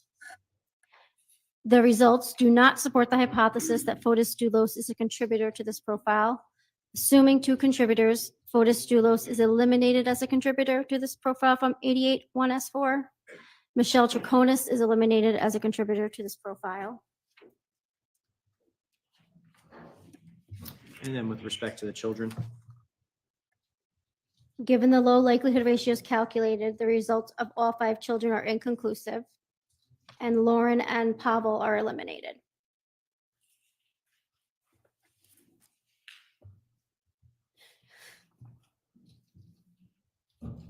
displaying photograph Lab 88.1S6. Lab 88-1S6 was identified as a swabbing from exterior opening of non-damaged plastic bag. And this is in DNA supplemental report number 5, 10, and 18 for your benefit, Ms. Maydell.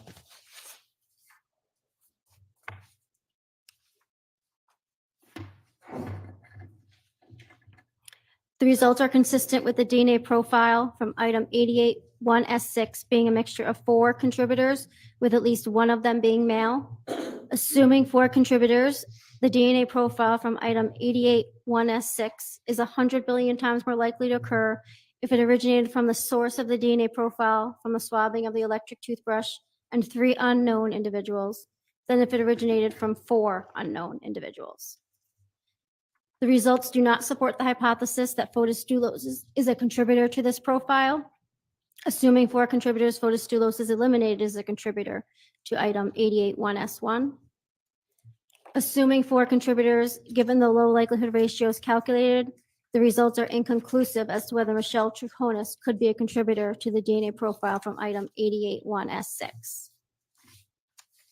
And the Dulos children, Lauren Almeida and Pavel Gumieni, were eliminated. Is that correct?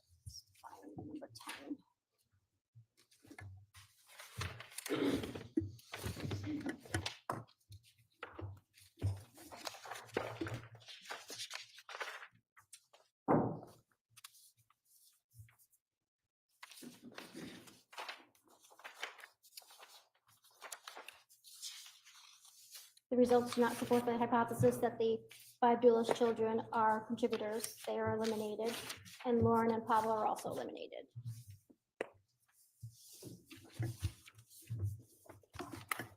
And 88-1S7, which was identified as swabbing from exterior opening of damaged plastic bag.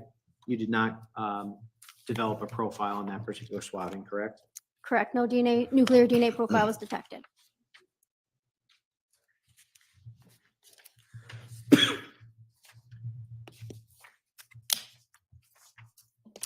And with respect to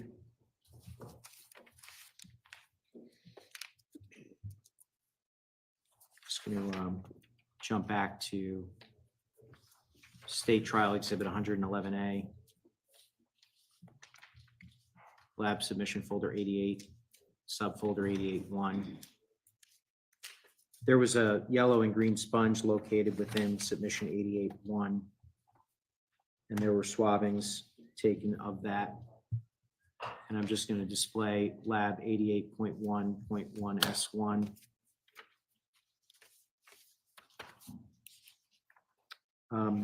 What were the results of the swabbing Lab 88-1-1S1?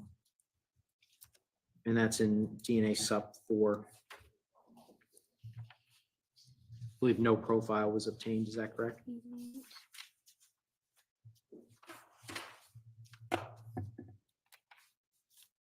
88-1-1S1. That's correct. Correct. No DNA profile was obtained. I can't remember if I asked you this earlier, but how is it possible that a profile is not obtained? There's just not enough DNA there to be detected in our system. Okay. And then there was also a human hair removed from that sponge. I'm displaying a photograph entitled Lab 88.1.1S2 and directing your attention to DNA supplemental report number 12. Can you just indicate to the jury what type of testing you did on this hair and what the results were? Again, I attempted to get nuclear DNA profile from this hair and I did not. So then I tested it for mitochondrial DNA and obtained a full mitochondrial DNA profile. And In comparing the mitochondrial DNA profile from 88-1-1s2-01 and the known from 94, submission number 94, which is Pavel's known, are the same. Therefore, Pavel Gumini or another member of the same maternal lineage cannot be excluded as the source of item 88-1-1s2-01. So searching the database of that profile, I would not expect to see this profile in more than 0.12% in the African American population, 0.36% in the Caucasian, 0.12% in the Hispanic, 0.46 in the Asian, or 0.46 in the Native American populations. All other knowns were excluded as being the possible source of that mitochondrial DNA sequence.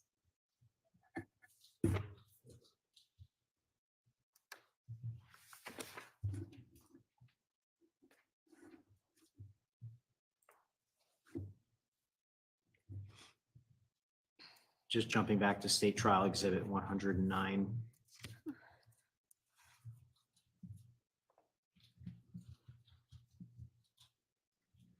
And lab submission number 88, folder 88-1.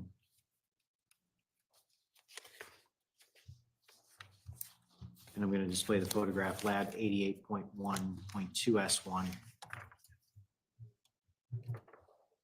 There was a black plastic garbage bag that was folded and found with inside 88-1. And the swabbing 88-1-2S1 was identified as a brownish stain from the exterior. What were the results of that? And this is in 4, 9, and 18.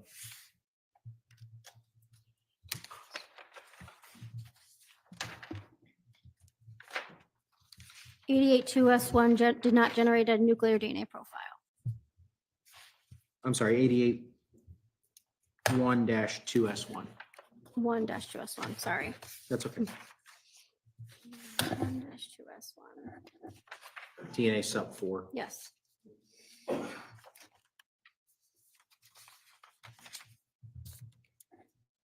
The results are consistent with the DNA profile from 88-1-2S1 originating from a single female individual. Assuming one individual, the DNA profile from item 88-1-2S1 is at least 100 billion times more likely to occur if it originated from the source of the DNA profile from the swabbing of the electric toothbrush than if it originated from an unknown individual, while other knowns are eliminated.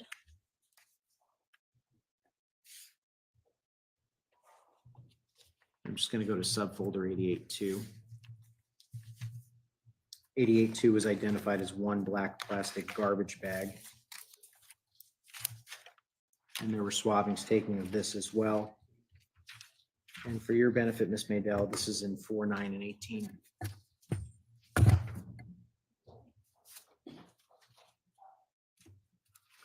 Just beginning with 88-2S1, which was identified as a swabbing of latent print partially outlined exterior. Would it be fair to say that no profile was developed from that particular swabbing? That is correct. With respect to 88-2S2, which was identified as a reddish brown stain exterior, what were the results? The results are consistent with the DNA profile from item 88-2S2 originating from a single female individual. Assuming one individual, the DNA profile from item 88-2S2 is at least 100 billion times more likely to occur if it originated from the source of the DNA profile from the swabbing of the electric toothbrush than if it originated from an unknown individual, and all other knowns are eliminated. And 88-2S3 was identified as a brownish stain on the exterior. The results are consistent with the DNA profile from item 88-2S3 originating from a single individual. Assuming one individual, the DNA profile from item 88-2S3 is at least 880,000 times more likely to occur if it originated from the source of the DNA profile from the swabbing of the electric toothbrush than if it originated from an unknown individual. Folis Dulos and Michelle Troconis are eliminated as the source of the DNA profile, from 88-2S3. And 88-2S4 was identified as swabbing of brownish stain exterior. That was actually identified as belonging to a member of the Scientific Services Laboratory. Is that correct? That is correct. And if I can just say for 88-2S3, all other knowns were eliminated Oh, too. sorry. No, that's okay. I didn't get to that. But yes, 88-2S4 had laboratory staff contamination, so there's no comparisons for that. And is everyone that works at the laboratory required to submit a DNA sample, or what does that look like? Yes, we have what we call a staff index. So when all of our DNA profiles are completed in analysis, before we write a report or do any comparisons, we search all those profiles from the evidence against our staff index to make sure that no contamination occurred. Okay. And so in this particular instance, contamination was noted, so no additional comparison was done, correct? That is correct, yes. And with respect to 88-2S5, which was identified as a reddish brown stain from garbage bag exterior, what were the results of that? The results are consistent with the DNA profile from item 88-2S5 originating from a single female individual. Assuming one individual, the DNA profile from 88-2S5 is at least 6.5 billion times more likely to occur if it originated from the source of the DNA profile from the swabbing of the electric toothbrush than if it originated from an unknown individual, and all other knowns are eliminated. And with respect to 88-2S6, which was identified as swabbing from opening exterior, The results are consistent with the DNA profile from item 88-2S6 originating from a single female individual. Assuming one individual, the DNA profile from item 88-2S6 is at least 100 billion times more likely to occur if it originated from the source of the DNA profile from the swabbing of the electric toothbrush than if it originated from an unknown individual. All other knowns are eliminated. and displaying the photograph entitled Lab 88-2S7, identified as a swabbing of a reddish brown stain interior. No profile was developed from this particular swabbing. Is that correct? That is correct, yes.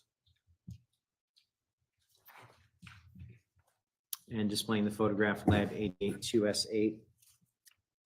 This was identified as reddish brown stain interior. What were the results of this analysis? The results are consistent with the DNA profile from item 88-2S8 originating from a single female individual.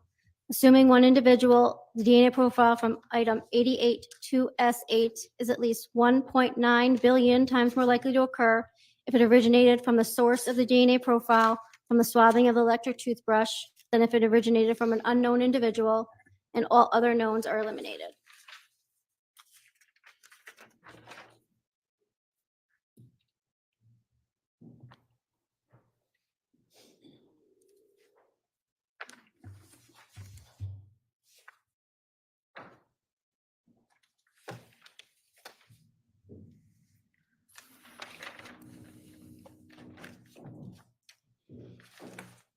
Just going to publish the stipulation, Your Honor, paragraph 11. State Police Exhibit 502S, seized from Hartford by Sergeant Kevin Duggan on May 31st, 2019, and identified as one metal scraper with a broken blade, contained within State Police Exhibit 502, seized from the scene, corner of Albany Avenue and Green Street, Hartford, Connecticut, was subsequently submitted to the Division of Scientific Services and designated as Submission 40.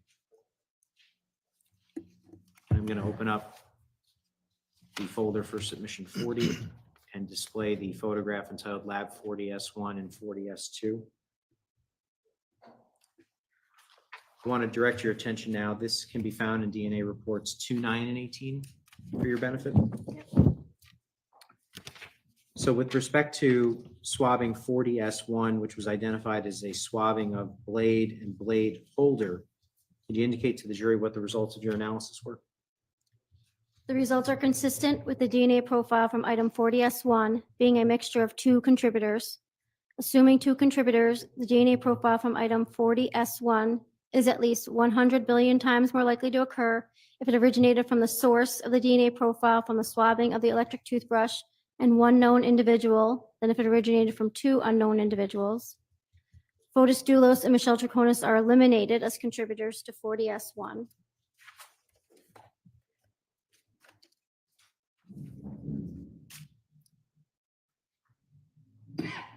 And would it be fair to say that the children, Lauren Almeida and Pavel Gumieni, were eliminated as well? That is correct, yes. And with respect to 40S2, which was identified as swabbing of tool, what was the results of your DNA analysis? The results are consistent with the DNA profile from item 40S2, originating from a single female individual.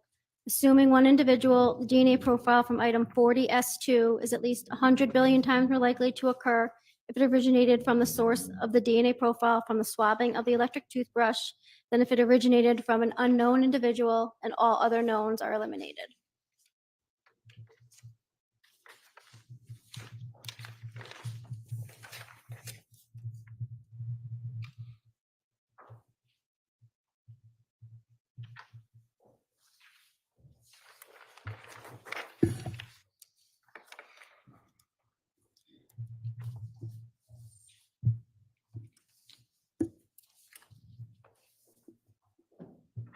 I'm going to publish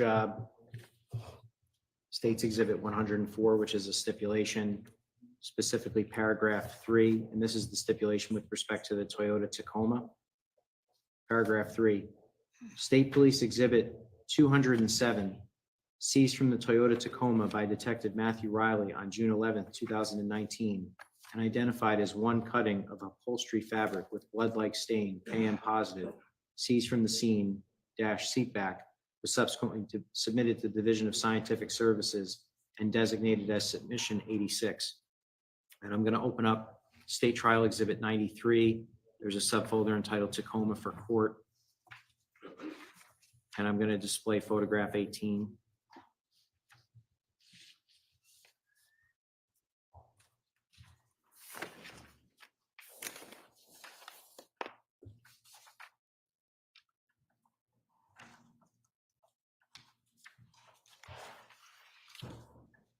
And Ms. Maydell, for your benefit, this can be found in DNA reports 3, 9, and 18.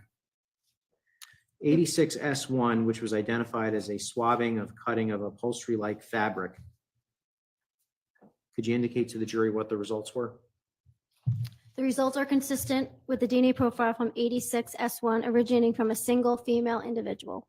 Assuming one individual, the DNA profile from item 86S1 is at least 100 billion times more likely to occur if it originated from the source of the DNA profile from the swabbing of the electric toothbrush than if it originated from an unknown individual. And all other knowns are eliminated.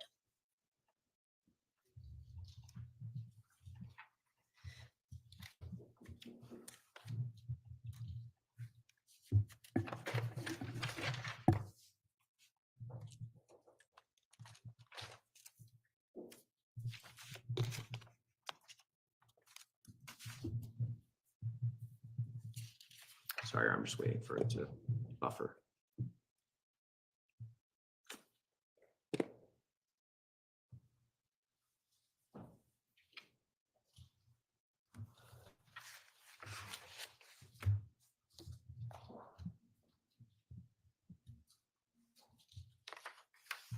I'm just going to read the stipulation. This is paragraph 4 from States 104.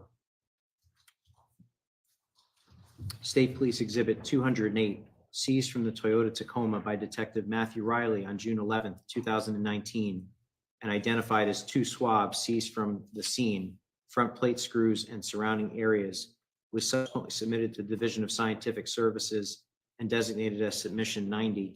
And I'm displaying photograph 1 in that same subfolder, Tacoma for Court.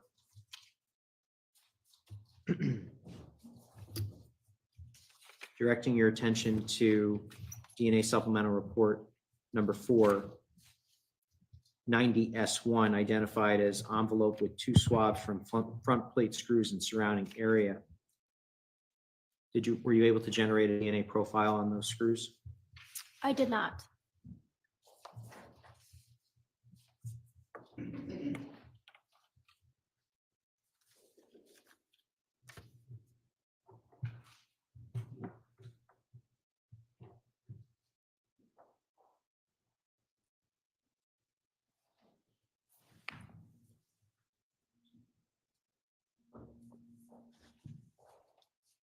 If I could just have one moment, Your Honor.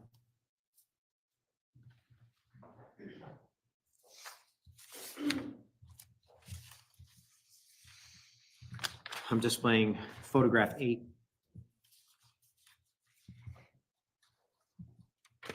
I'm just going to read the stipulation. This is paragraph 1. State Police Exhibit 203, seized from the Toyota Tacoma by Detective Matthew Riley on June 11, 2019, and identified as 2 swaths of blood-like stain, KM positive, seized from scene, interior side of left door, was subsequently submitted to the Division of Scientific Services and designated as submission 84. And this is found in DNA sub 2. 84S1 was identified as 2 swabs of that blood-like stain. Were you able to generate a profile? You said 84S1? Yes. No, DNA profile was generated.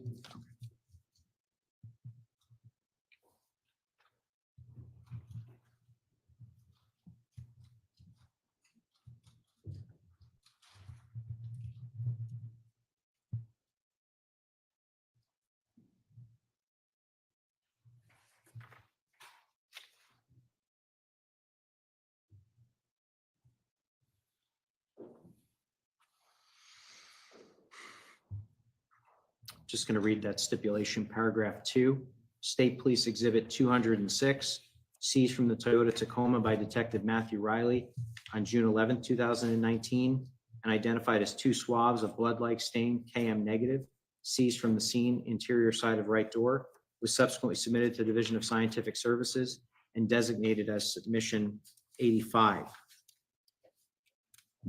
Were you able to generate a profile on those 2 swabbings? 85S1. I did not. No DNA profile was detected.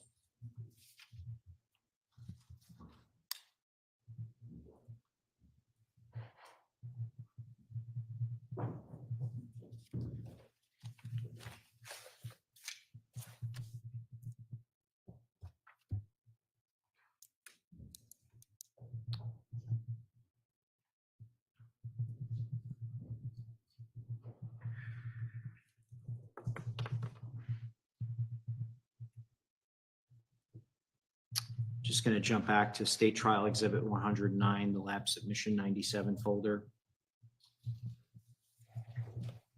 and read paragraph 5 of the stipulation. State Police Exhibit 323, seized from the Toyota Tacoma by Detective Matthew Riley on June 26, 2019, and identified as 1 Connecticut registration plate 6617CN with 2 screws for NCA/DP process, seized from the scene front, was subsequently submitted to Division of Scientific Services and designated as submission 97. And I'm displaying a photograph entitled Lab 97.1S1.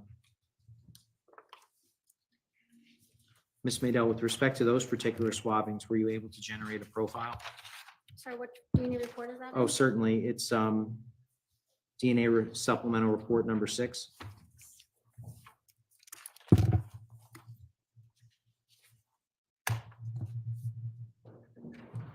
There was 2 different items that I tested, 97.1S1 and 97.2S1, and both did not generate a DNA profile.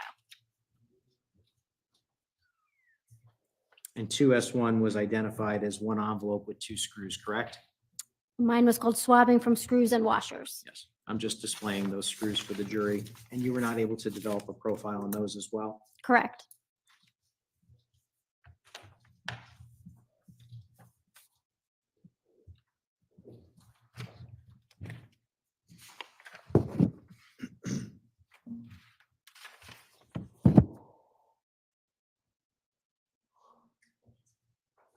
I'm just going to publish the stipulation again. Paragraph 6, State Police Exhibit 324, seized from the Toyota Tacoma by Detective Matthew Riley on June 26, 2019, and identified as 2 swabs seized from the scene, screw threads, in State Police Exhibit 323, was subsequently submitted to the Division of Scientific Services and designated as submission 91. With respect to submission 91, which became 91S1, the 2 swabs that were submitted, were you able to generate a profile? And that's in DNA sub 4.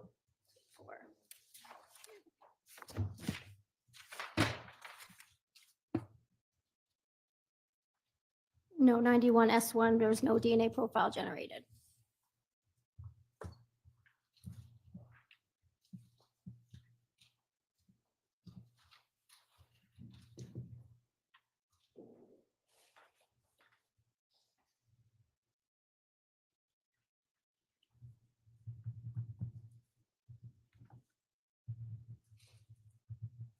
Opening the folder entitled Lab Submission 98.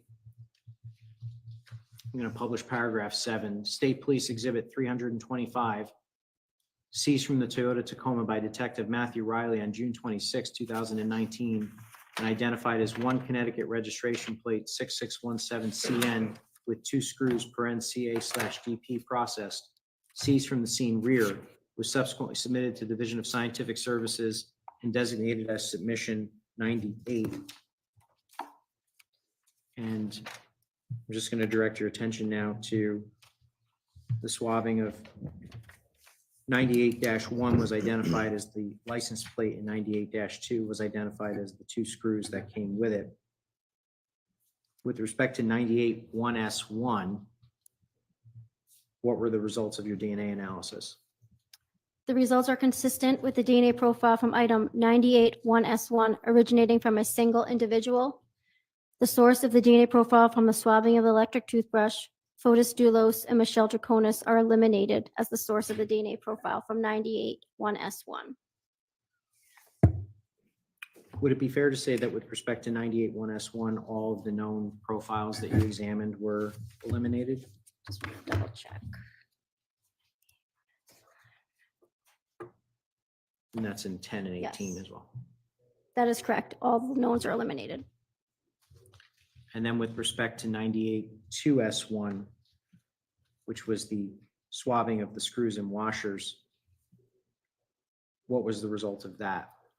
The results are consistent with the DNA profile from item 98-2S1 originating from a single individual. Due to the limited data detected from 98-2S1, the comparison of the source of the DNA profile from the swabbing of the electric toothbrush is inconclusive. Folis Dulos and Michelle Troconis are eliminated as the source of the DNA profile from item 98-2S1.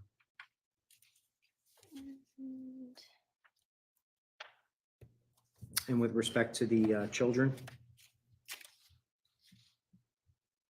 And that's in 10. Sure. Due to the limited data detected from item 98-2S1, the comparison to Petros and Christiane Dulos are inconclusive. Constantine, C. Noel, Theodore, Lauren, and Pavel are all eliminated as the source of the DNA profile from 98-2S1.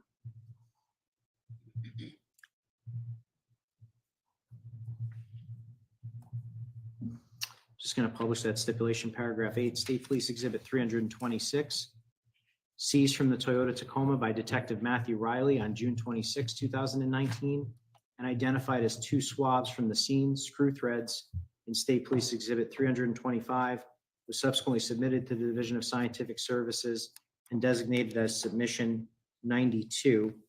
And this is found in DNA sub 4, Ms. Maydell. 92S1 was identified as the envelope with those 2 swabs. Is it fair to say you were unable to generate a profile? That is correct.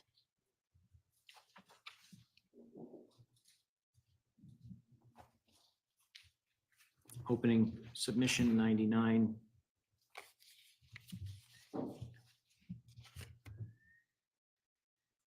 And displaying the photograph lab 99S5.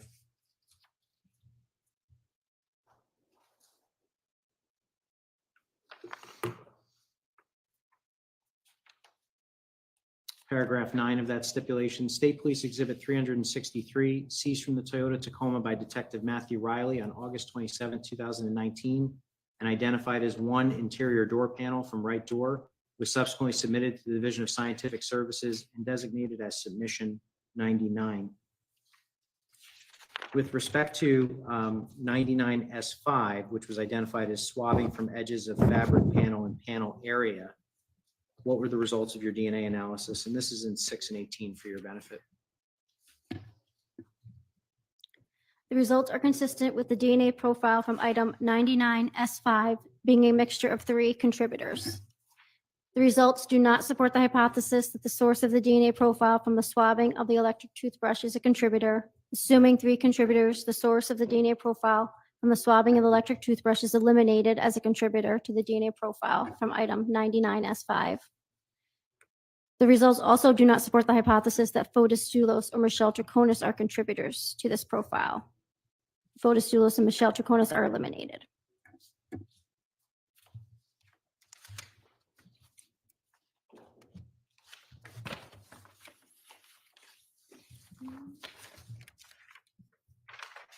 And were there any results with respect to the children? Petros, Constantine, and Christiane and Pavel are eliminated as contributors to the DNA profile from item 99S5. Assuming 3 contributors, given the low likelihood ratios calculated, the results are inconclusive whether C. Noel Dulos could be a contributor to the DNA profile from item 99S5. And the results do not support the hypothesis that Lauren Almeida or Theodore Dulos are contributors to this profile. Assuming 3 contributors, Lauren Almeida and Theodore Dulos are eliminated to the DNA profile from 99S5. And now I'm going to display lab 99S6 through 99S8.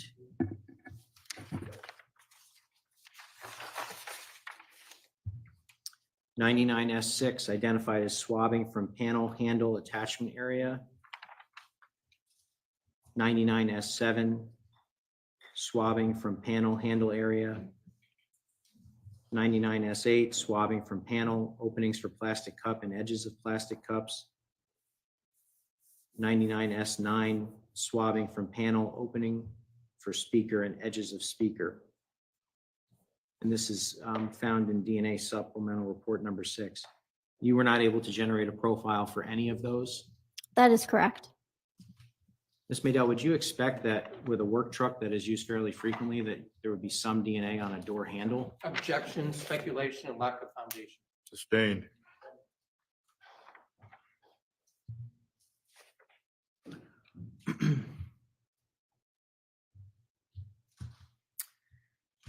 With respect to 99S11, which was identified as swabbing from handle, you did not generate a profile for that either, correct? That is correct.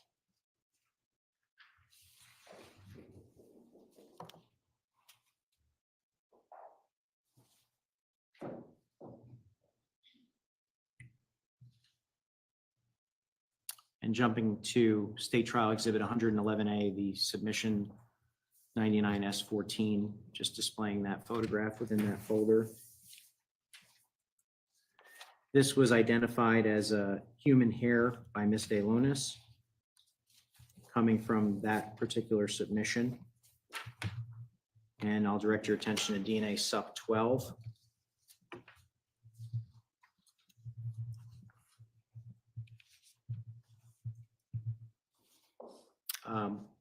Did you perform any analysis? Yes, I attempted nuclear DNA and mitochondrial DNA testing on the hair root and the hair shaft and did not generate a profile for either. And with respect to 99S15, which was identified as swabbing from fabric area, what were the results? No profile, my nuclear DNA profile was generated.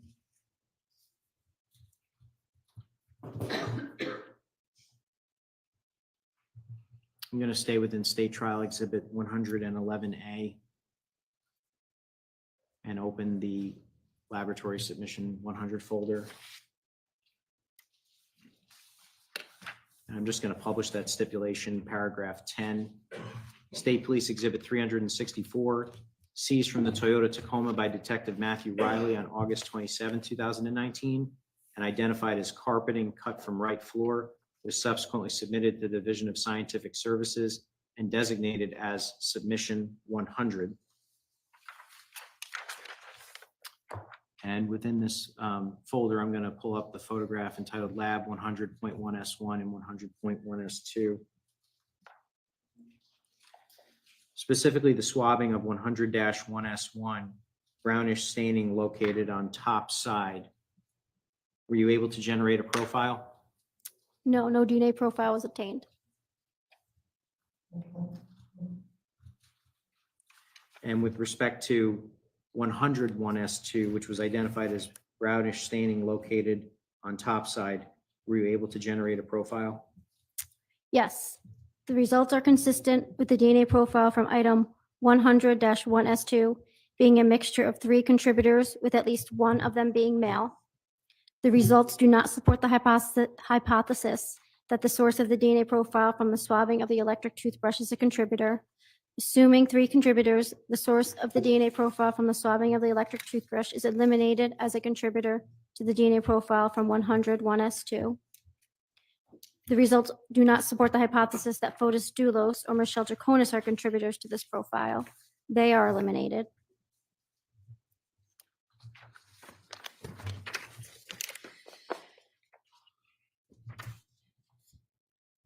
Ms. Madell, I want you to assume the following facts are true. I want you to assume that on May 29th, 2019, the Toyota Tacoma belonging to Pavel Gumieni was detailed at a car wash.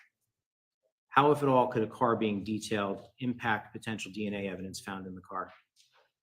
Well, as of any wiping or cleaning that we talked about before, that can remove any DNA that may be left behind or any biological material. And could that also potentially prevent DNA profiles from being generated on objects tested? Correct. We wouldn't have enough DNA to be detected, therefore would not generate a profile.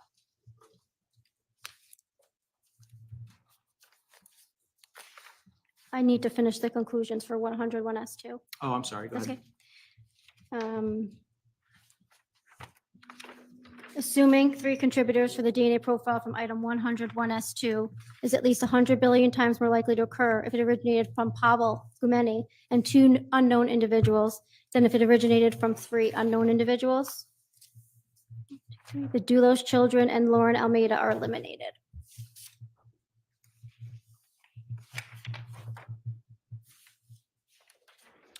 Judge, I have what has been identified as State Exhibit 122. It's a stipulation between the parties. I would just move it into evidence formally with the court. Do you wish to publish it? Yes, Judge. Thank you.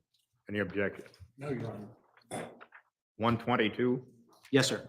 states 122 admitted as full. This is a stipulation regarding evidence seized from Folis Dulos' 2015 Chevrolet Suburban and submitted to the Division of Scientific Services. Paragraph 1, State Police Exhibit 144 seized from Folis Dulos' 2015 Chevrolet Suburban by Detective Matthew Riley on May 31st, 2019, and identified as 1 swab of a blood-like stain, KM positive, seized from the scene from State Police Exhibit 123, left side of WeatherTech floor liner rear cargo area, was subsequently submitted to the Division of Scientific Services and designated as submission 42. This can be found in your very first DNA report. Could you just indicate what the results were? The results are consistent with the DNA profile from item 42S1 being a mixture of 3 contributors with at least one of them being male. The results do not support the hypothesis that the source of the DNA profile from the swabbing of the electric toothbrush is a contributor. Assuming 3 contributors, the source of the DNA profile from the swabbing of the electric toothbrush is eliminated.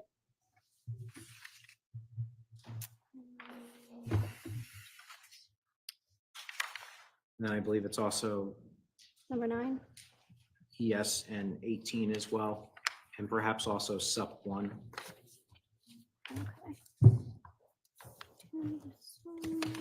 Yes.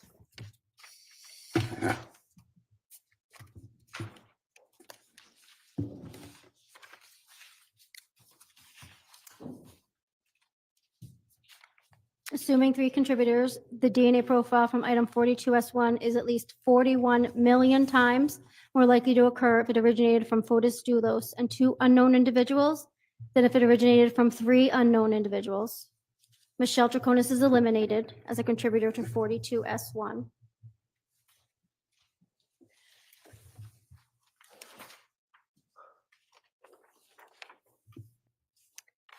Assuming 3 contributors, given the low likelihood ratios calculated The results are inconclusive as to whether Petros, Constantine, Christiane, C. Noel, or Theodore could be a contributor to the DNA profile from 42S1. Lauren and Pavel are eliminated as contributors.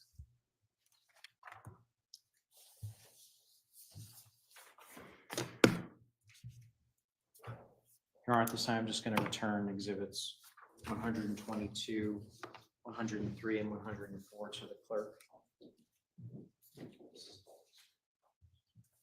I don't have anything additional, Your Honor. Thank you. Attorney Schoenhorn. I'm just going to need a minute to organize here.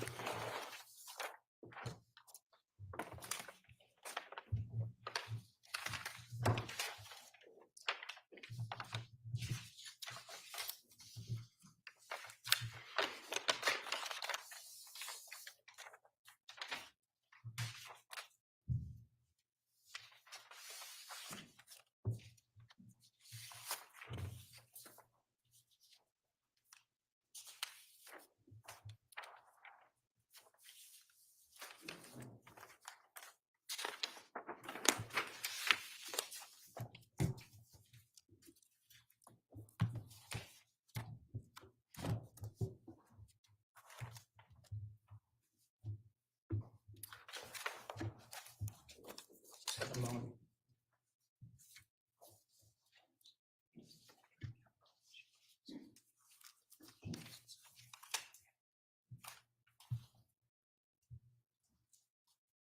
Is it afternoon? It is. Good afternoon again, Ms. Fidel. Good afternoon. Looks like you were someplace sunny where, since the last time you were here. Yes. You went through a lot of stuff today, and I'm not going to ask you about any of it, but I wanted to ask you specifically about the exterior of the black garbage bags that we've talked about a lot, 88 dash, and then we have 1, 2, 3, et cetera. You know which ones I'm talking about if you want to pull out that. Yes. Do you know which report it was? Hard to try and find it. I do, but I would have to I go. think, are you referring to 883S7? Yes. The number supplemental DNA report 5. Okay, so I'm actually back up a step. So when you received this item, these were 2 garbage bags, 88 that had been separated. Is that correct? 88-1 and 88-3 were 2 garbage bags that originally had been sort of connected together. I never saw the garbage bags, so the FP people examine all those garbage bags and they do the swabbings for DNA, and they put those swabbings or cuttings into a little tube and put them into a secure location for storage until I'm ready to go do my DNA testing. So I don't actually see those parent items. Certain images were put up on the screen during your testimony, correct, today? Sure, but I didn't turn around and look at them. All right, so fair to say that you didn't see any of the items that Mr. McGinnis was displaying on the screen while you were doing your testing. Is that correct? That is correct, yes. As I understand it, the swab of 88-3S7, and I sort of was from the edge. So shall we say the exterior edge of the garbage bag, correct?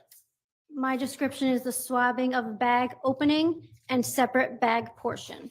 Okay, but when we're talking about the opening, you're talking about the place where you would open a garbage bag to put stuff in, correct? I would say that's correct from the description. And the image that was displayed at the time was written, it said exterior. Would that be fair to say that the swab was from the exterior of that opening of the bag? I can't say that because I didn't take the swabbing and that's not in my description. In any event, you used at the time the Fusion 6C program in order, or the kit in order to obtain a DNA profile or profiles from that swab, correct? That is correct, yes. In order to do that, you actually, you determine from the swab after you put it into a tube, right? You make it into a liquid, correct? Yes, create a DNA extract. And you actually, from that, are able from the Fusion 6C kit to determine the weight, or shall we say quantity of that sample, correct? No, it's actually before that step. The Fusion 6C step is when we're actually making the copies of the DNA. That second step, called quantification, is when we determine how much DNA we think we have, and then we use that Fusion 6C kit to make the make more copies of it. Okay, so as I think you explained, when you talk about making copies, it's almost like you're taking a tiny, tiny actual sample and you're making like photocopies of it, only it's not really photocopies. It just multiplies the DNA into a larger quantity. Is that correct? Yes, hoping we can detect DNA profile. But when we're talking about a quantity, it comes in nanograms and picograms, correct? That is correct. When we do the quantification, it tells us how many nanograms or picograms we have of that sample from that DNA extract from the swab. And that is indicated in a Fusion 6C PowerPlex chart that comes out, correct? I'm not necessarily the nanograms or the picograms. That's in the quantifier report. The electropharogram that's at the end is represented by a series of peaks. It's my understanding that ideally, at least in 2019, the quantity of sample that you would prefer to be able to do a profile would be at least half a nanogram, 0.500 picograms, correct? 0.500 is 500 picograms or a half a nanogram, and that was our target. That's what we target. If we have enough DNA, that's the amount that we want, that we're pretty sure we would get a full DNA profile, yes. But if you had less than that, you would still try to produce a profile, correct? Yes, that is correct. Your lab, even in 2019, was sophisticated enough so that it. Literally, this guy gives me a headache. He's hard for me to put up with right from the get-go. So probably what I'm going to do after the morning is over, I'm probably not going to stream this afternoon because the jury's making a little bit of movement, asking some questions, and I want to be ready for that. So we'll watch this morning, kind of give us a little bit of an idea of what's going on in this courtroom. Then I think I'm going to sit and wait.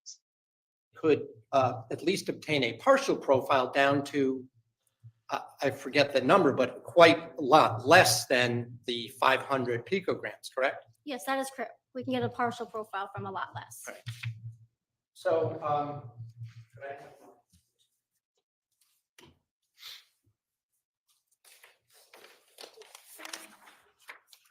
These are from the lab. Thank you for your injection. As long as we gave you this one. I don't have an objection to this. I haven't seen John's. Perhaps only have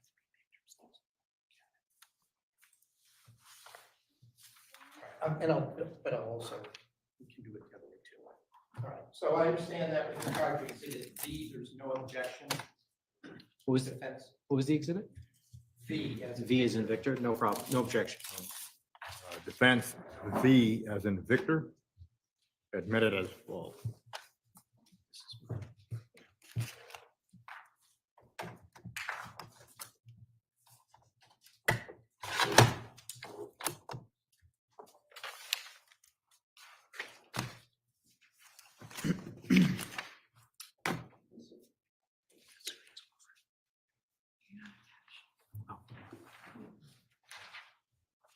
All right, I'm going to show you, I guess, if I could have.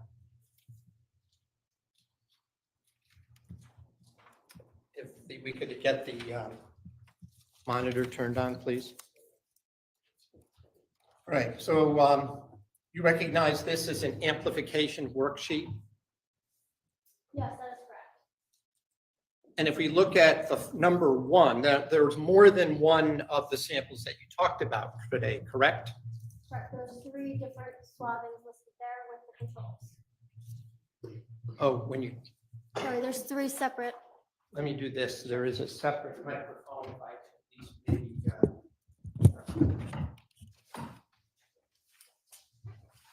Yes, along with 883S7, there was 2 other swabbings amplified at the same time with the controls. And so that we're talking about the same thing. This is the 3S7 one I just asked you about, correct? That is correct, yes. And if we go across, the NG stands for nanograms, correct, of DNA, right? Correct, yes. And the amount that's listed just below that is 0.42, correct? Correct. So that's 420 picograms or 0.42 nanograms. That was the total sample that was in the, that was the total quantity in the sample that you tested, correct? Approximately the amount of, yes, DNA that I was amplifying. And even though that was slightly less than the 500, well, let's do a little math and I'll do that a little bit later, but there are 1,000 picograms in 1 nanogram, right? Yes, And to remind us from the last time I asked you this, a picogram is a trillionth of a gram, right? correct, yes. So this would be 420 trillionths of a gram of DNA that you used, right? Well, 1 picogram is a trillionth. Or is it, yeah, You- because these are nanograms, well, I guess, But it's 420 picograms, so it wouldn't be 400 trillionth of a gram. well, it's, It's a lot less than a gram. yes, right. But it's also a lot less than a nanogram, right? It's less It's than a- half almo- of a nanogram. Yes, because a half a nanogram would be 0.5. Okay, all right, fair enough. So,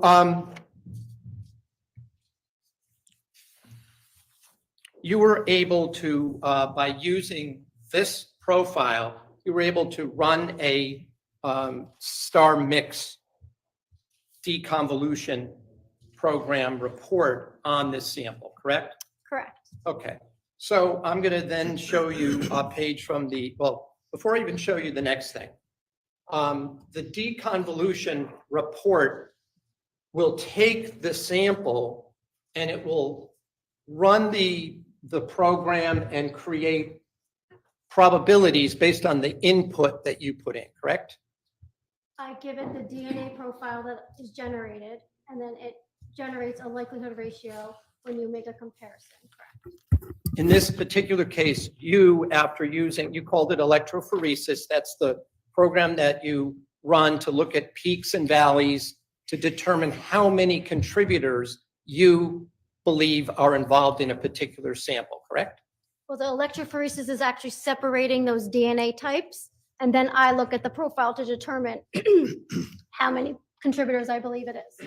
Okay, and in this particular sample, according to your testimony, you believe there were 4 different people, 4 different DNA sources for this particular sample, correct? That is correct, yes. And the one below it, I'll just note, was even smaller a sample, right? The 0.33 was from 881S6, correct?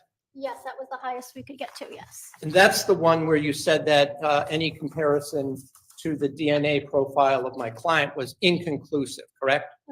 I'd have to refresh my recollection. Sure. Would you like to do that Sure. with what? That's 1S6. 881S6.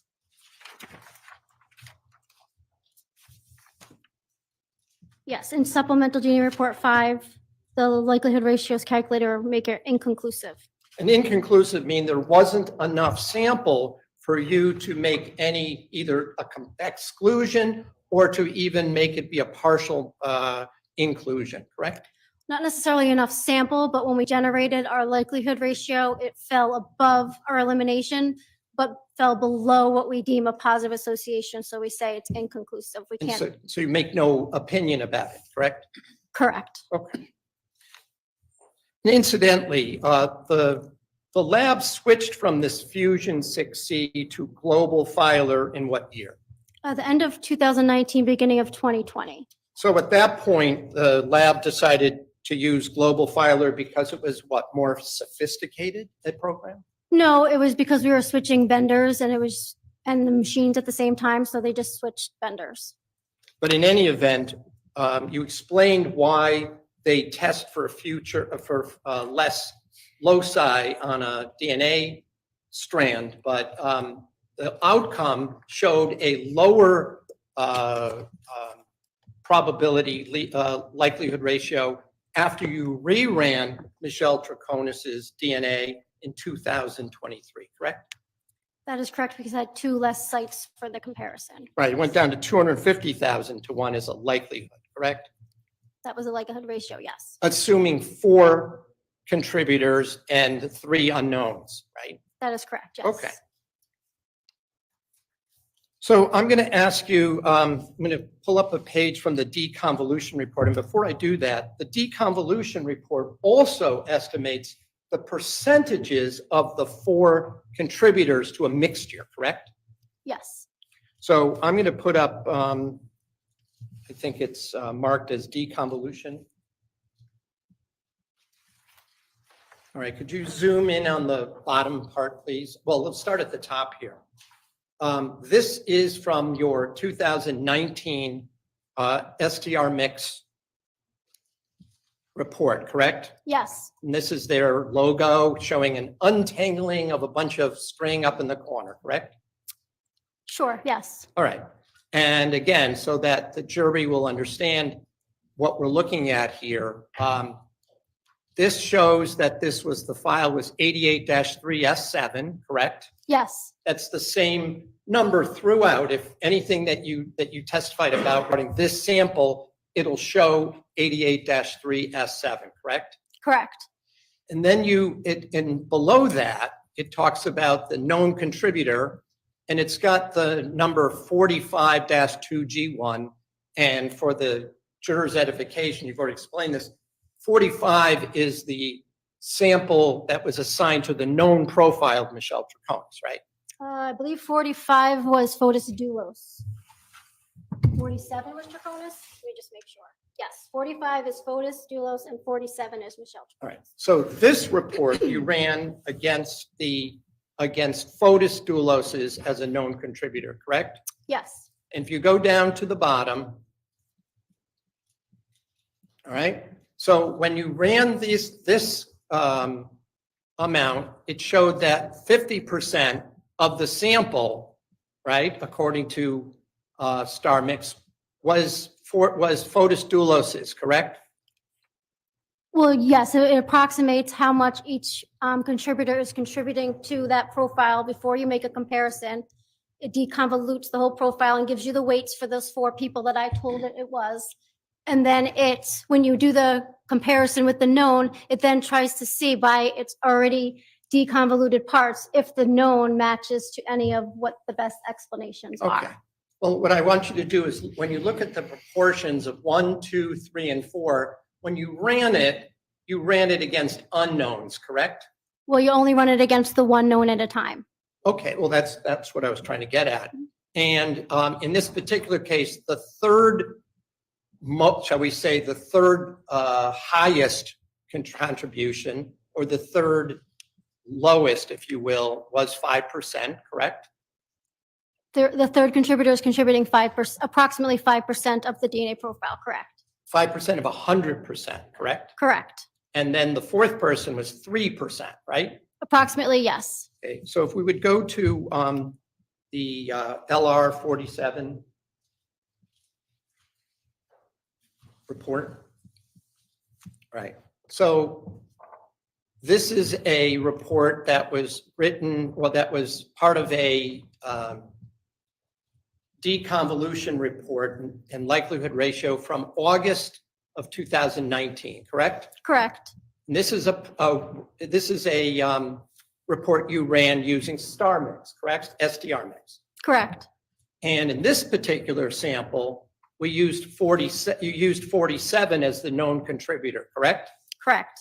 And again, you only run one at a time, as you said, correct? Correct. So if you would just go down to the lower part of this, okay? And so in this, it shows the location within the 4 profiles, separate DNA profiles for the known sample of Michelle Troconis, correct? Yes, it fits her to contributor number 3. Right. And in that case, that would be a 5% of the total. Is that right? Approximately, yes. And then you reran this, as I think you indicated, in 2023. So if you would pull up 147, 2023, please. Okay, so up at the top, you ran this again in November of 2023, right? Correct. After I redid the known with global filer. Right. So let me also just indicate you were given a newer, more recent DNA sample of my client, correct? Correct. Now, her DNA didn't change in the 4 years since it was originally provided, did it? No, of course not. Okay, so when you go down to the bottom, it still came out 3rd, correct, in 2023, correct? Correct, yes. And as I understand this, the first time you ran it using the Fusion 6C, it was in 2019. It was, the results were cannot be eliminated, correct? That's what you called it, right? Yes, because that was the terminology we were using at the time. And then now you use the terminology consistent with source, correct? Consistent with the contributor for our mixture. All right. But in any event, it was still only a partial DNA that you were comparing my client's known DNA against, correct? A partial profile, right? Correct. Her full profile wasn't detected in this 4-person mixture. So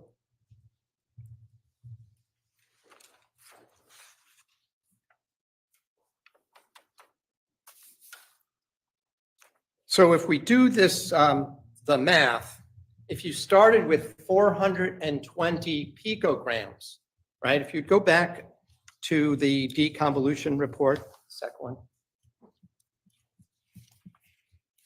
and then zoom in at the percentages here, right there. All right. So if we assume there was a total of 420 picograms, right? That means 50% of the sample belonged, in this case, to Mr. Dulos, correct? Approximately, yes. And when you swiped, excuse me, you didn't actually do the swiping for the sample in this case, correct? You mean the swabbing of the bag? The swabbing, I did not know. right? Someone else ran it somewhere along the exterior edge of that bag, correct? From the description, it was the opening of the bag, yes. Okay. And if I look at them, I'm not going to do the 42% is the next one, but if we go down to 5%, so 10% of 420 picograms would be 42 picograms, correct? Correct. And 5% of 420 picograms would be 21 picograms, correct? Correct. The last time we were here, I believe you estimated that approximately 1 human skin cell has a little more than 6 picograms, correct? Correct. I agree with that. So maybe 6.5, does that sound about right? Yeah, somewhere around 6. So if I'm to do the math correctly, there were 3 human skin cells that may have contributed to this front that could not be eliminated from Ms. Troconis's profile, correct? Approximately, that's, yes, a fair statement. 3 skin cells, right? Approximately. Right, so that would be Yes, 21 trillionths of a gram of DNA, right? Well, Judge, I'm just going to object at this point. I don't think it's relevant because there's no indication that this DNA actually came from skin cells. So to make the leap that this is actually skin cell DNA, I think is a bridge too far at this point. Well, Quarter of the testimony of the witness, that 6.5, 21 divided by 6.5 is approximately 3. So there's redirect examination for clarification, but the objection is overruled. That's correct, right? Well, yes, I could say that approximately 3 skin cells would make 21 picograms in the sample, but again, it is true that I can't say that the DNA on this bag came from skin cells. It could have been another form of DNA. Right, but all cells that you use are basically, on human cells, are the same size, correct? Correct. So it doesn't even matter if she sneezed, it's still only 3 cells, right? Approximately, yes. But when this was tested, it came to you as touch DNA, didn't it? That's how the forensic biology described it in their paperwork. And you. I don't have that in front of me. Right, but if that's how they describe it, you don't change it when you get it, right? Unless you test for some kind of different substance, right? Correct. Okay. I just tested. Well, Attorney Schoenhorn, it's about 2 minutes before 1. Yep. Since an exhibit may be displayed, perhaps we should do that after the luncheon recess. That'll be fine, Your Honor. Ladies and gentlemen, we stand in our luncheon recess. We resume at 2 o'clock. Please do not discuss the case. Okay, so they're going for lunch, and I'm not going to stream this afternoon. We've got this verdict, and I think it's coming soon. I think it's coming really soon, so I don't want to be busy with something else. We've watched that other trial that Jennifer, oh my word, all these Jennifers, Jennifer Crumbly. We've watched her for the past couple of weeks, so we want to see the end result, right? And honestly, this lawyer that's up right now gives me skull cramps. And tomorrow morning is Adam Montgomery's jury selection. So I know that we want to see that as well.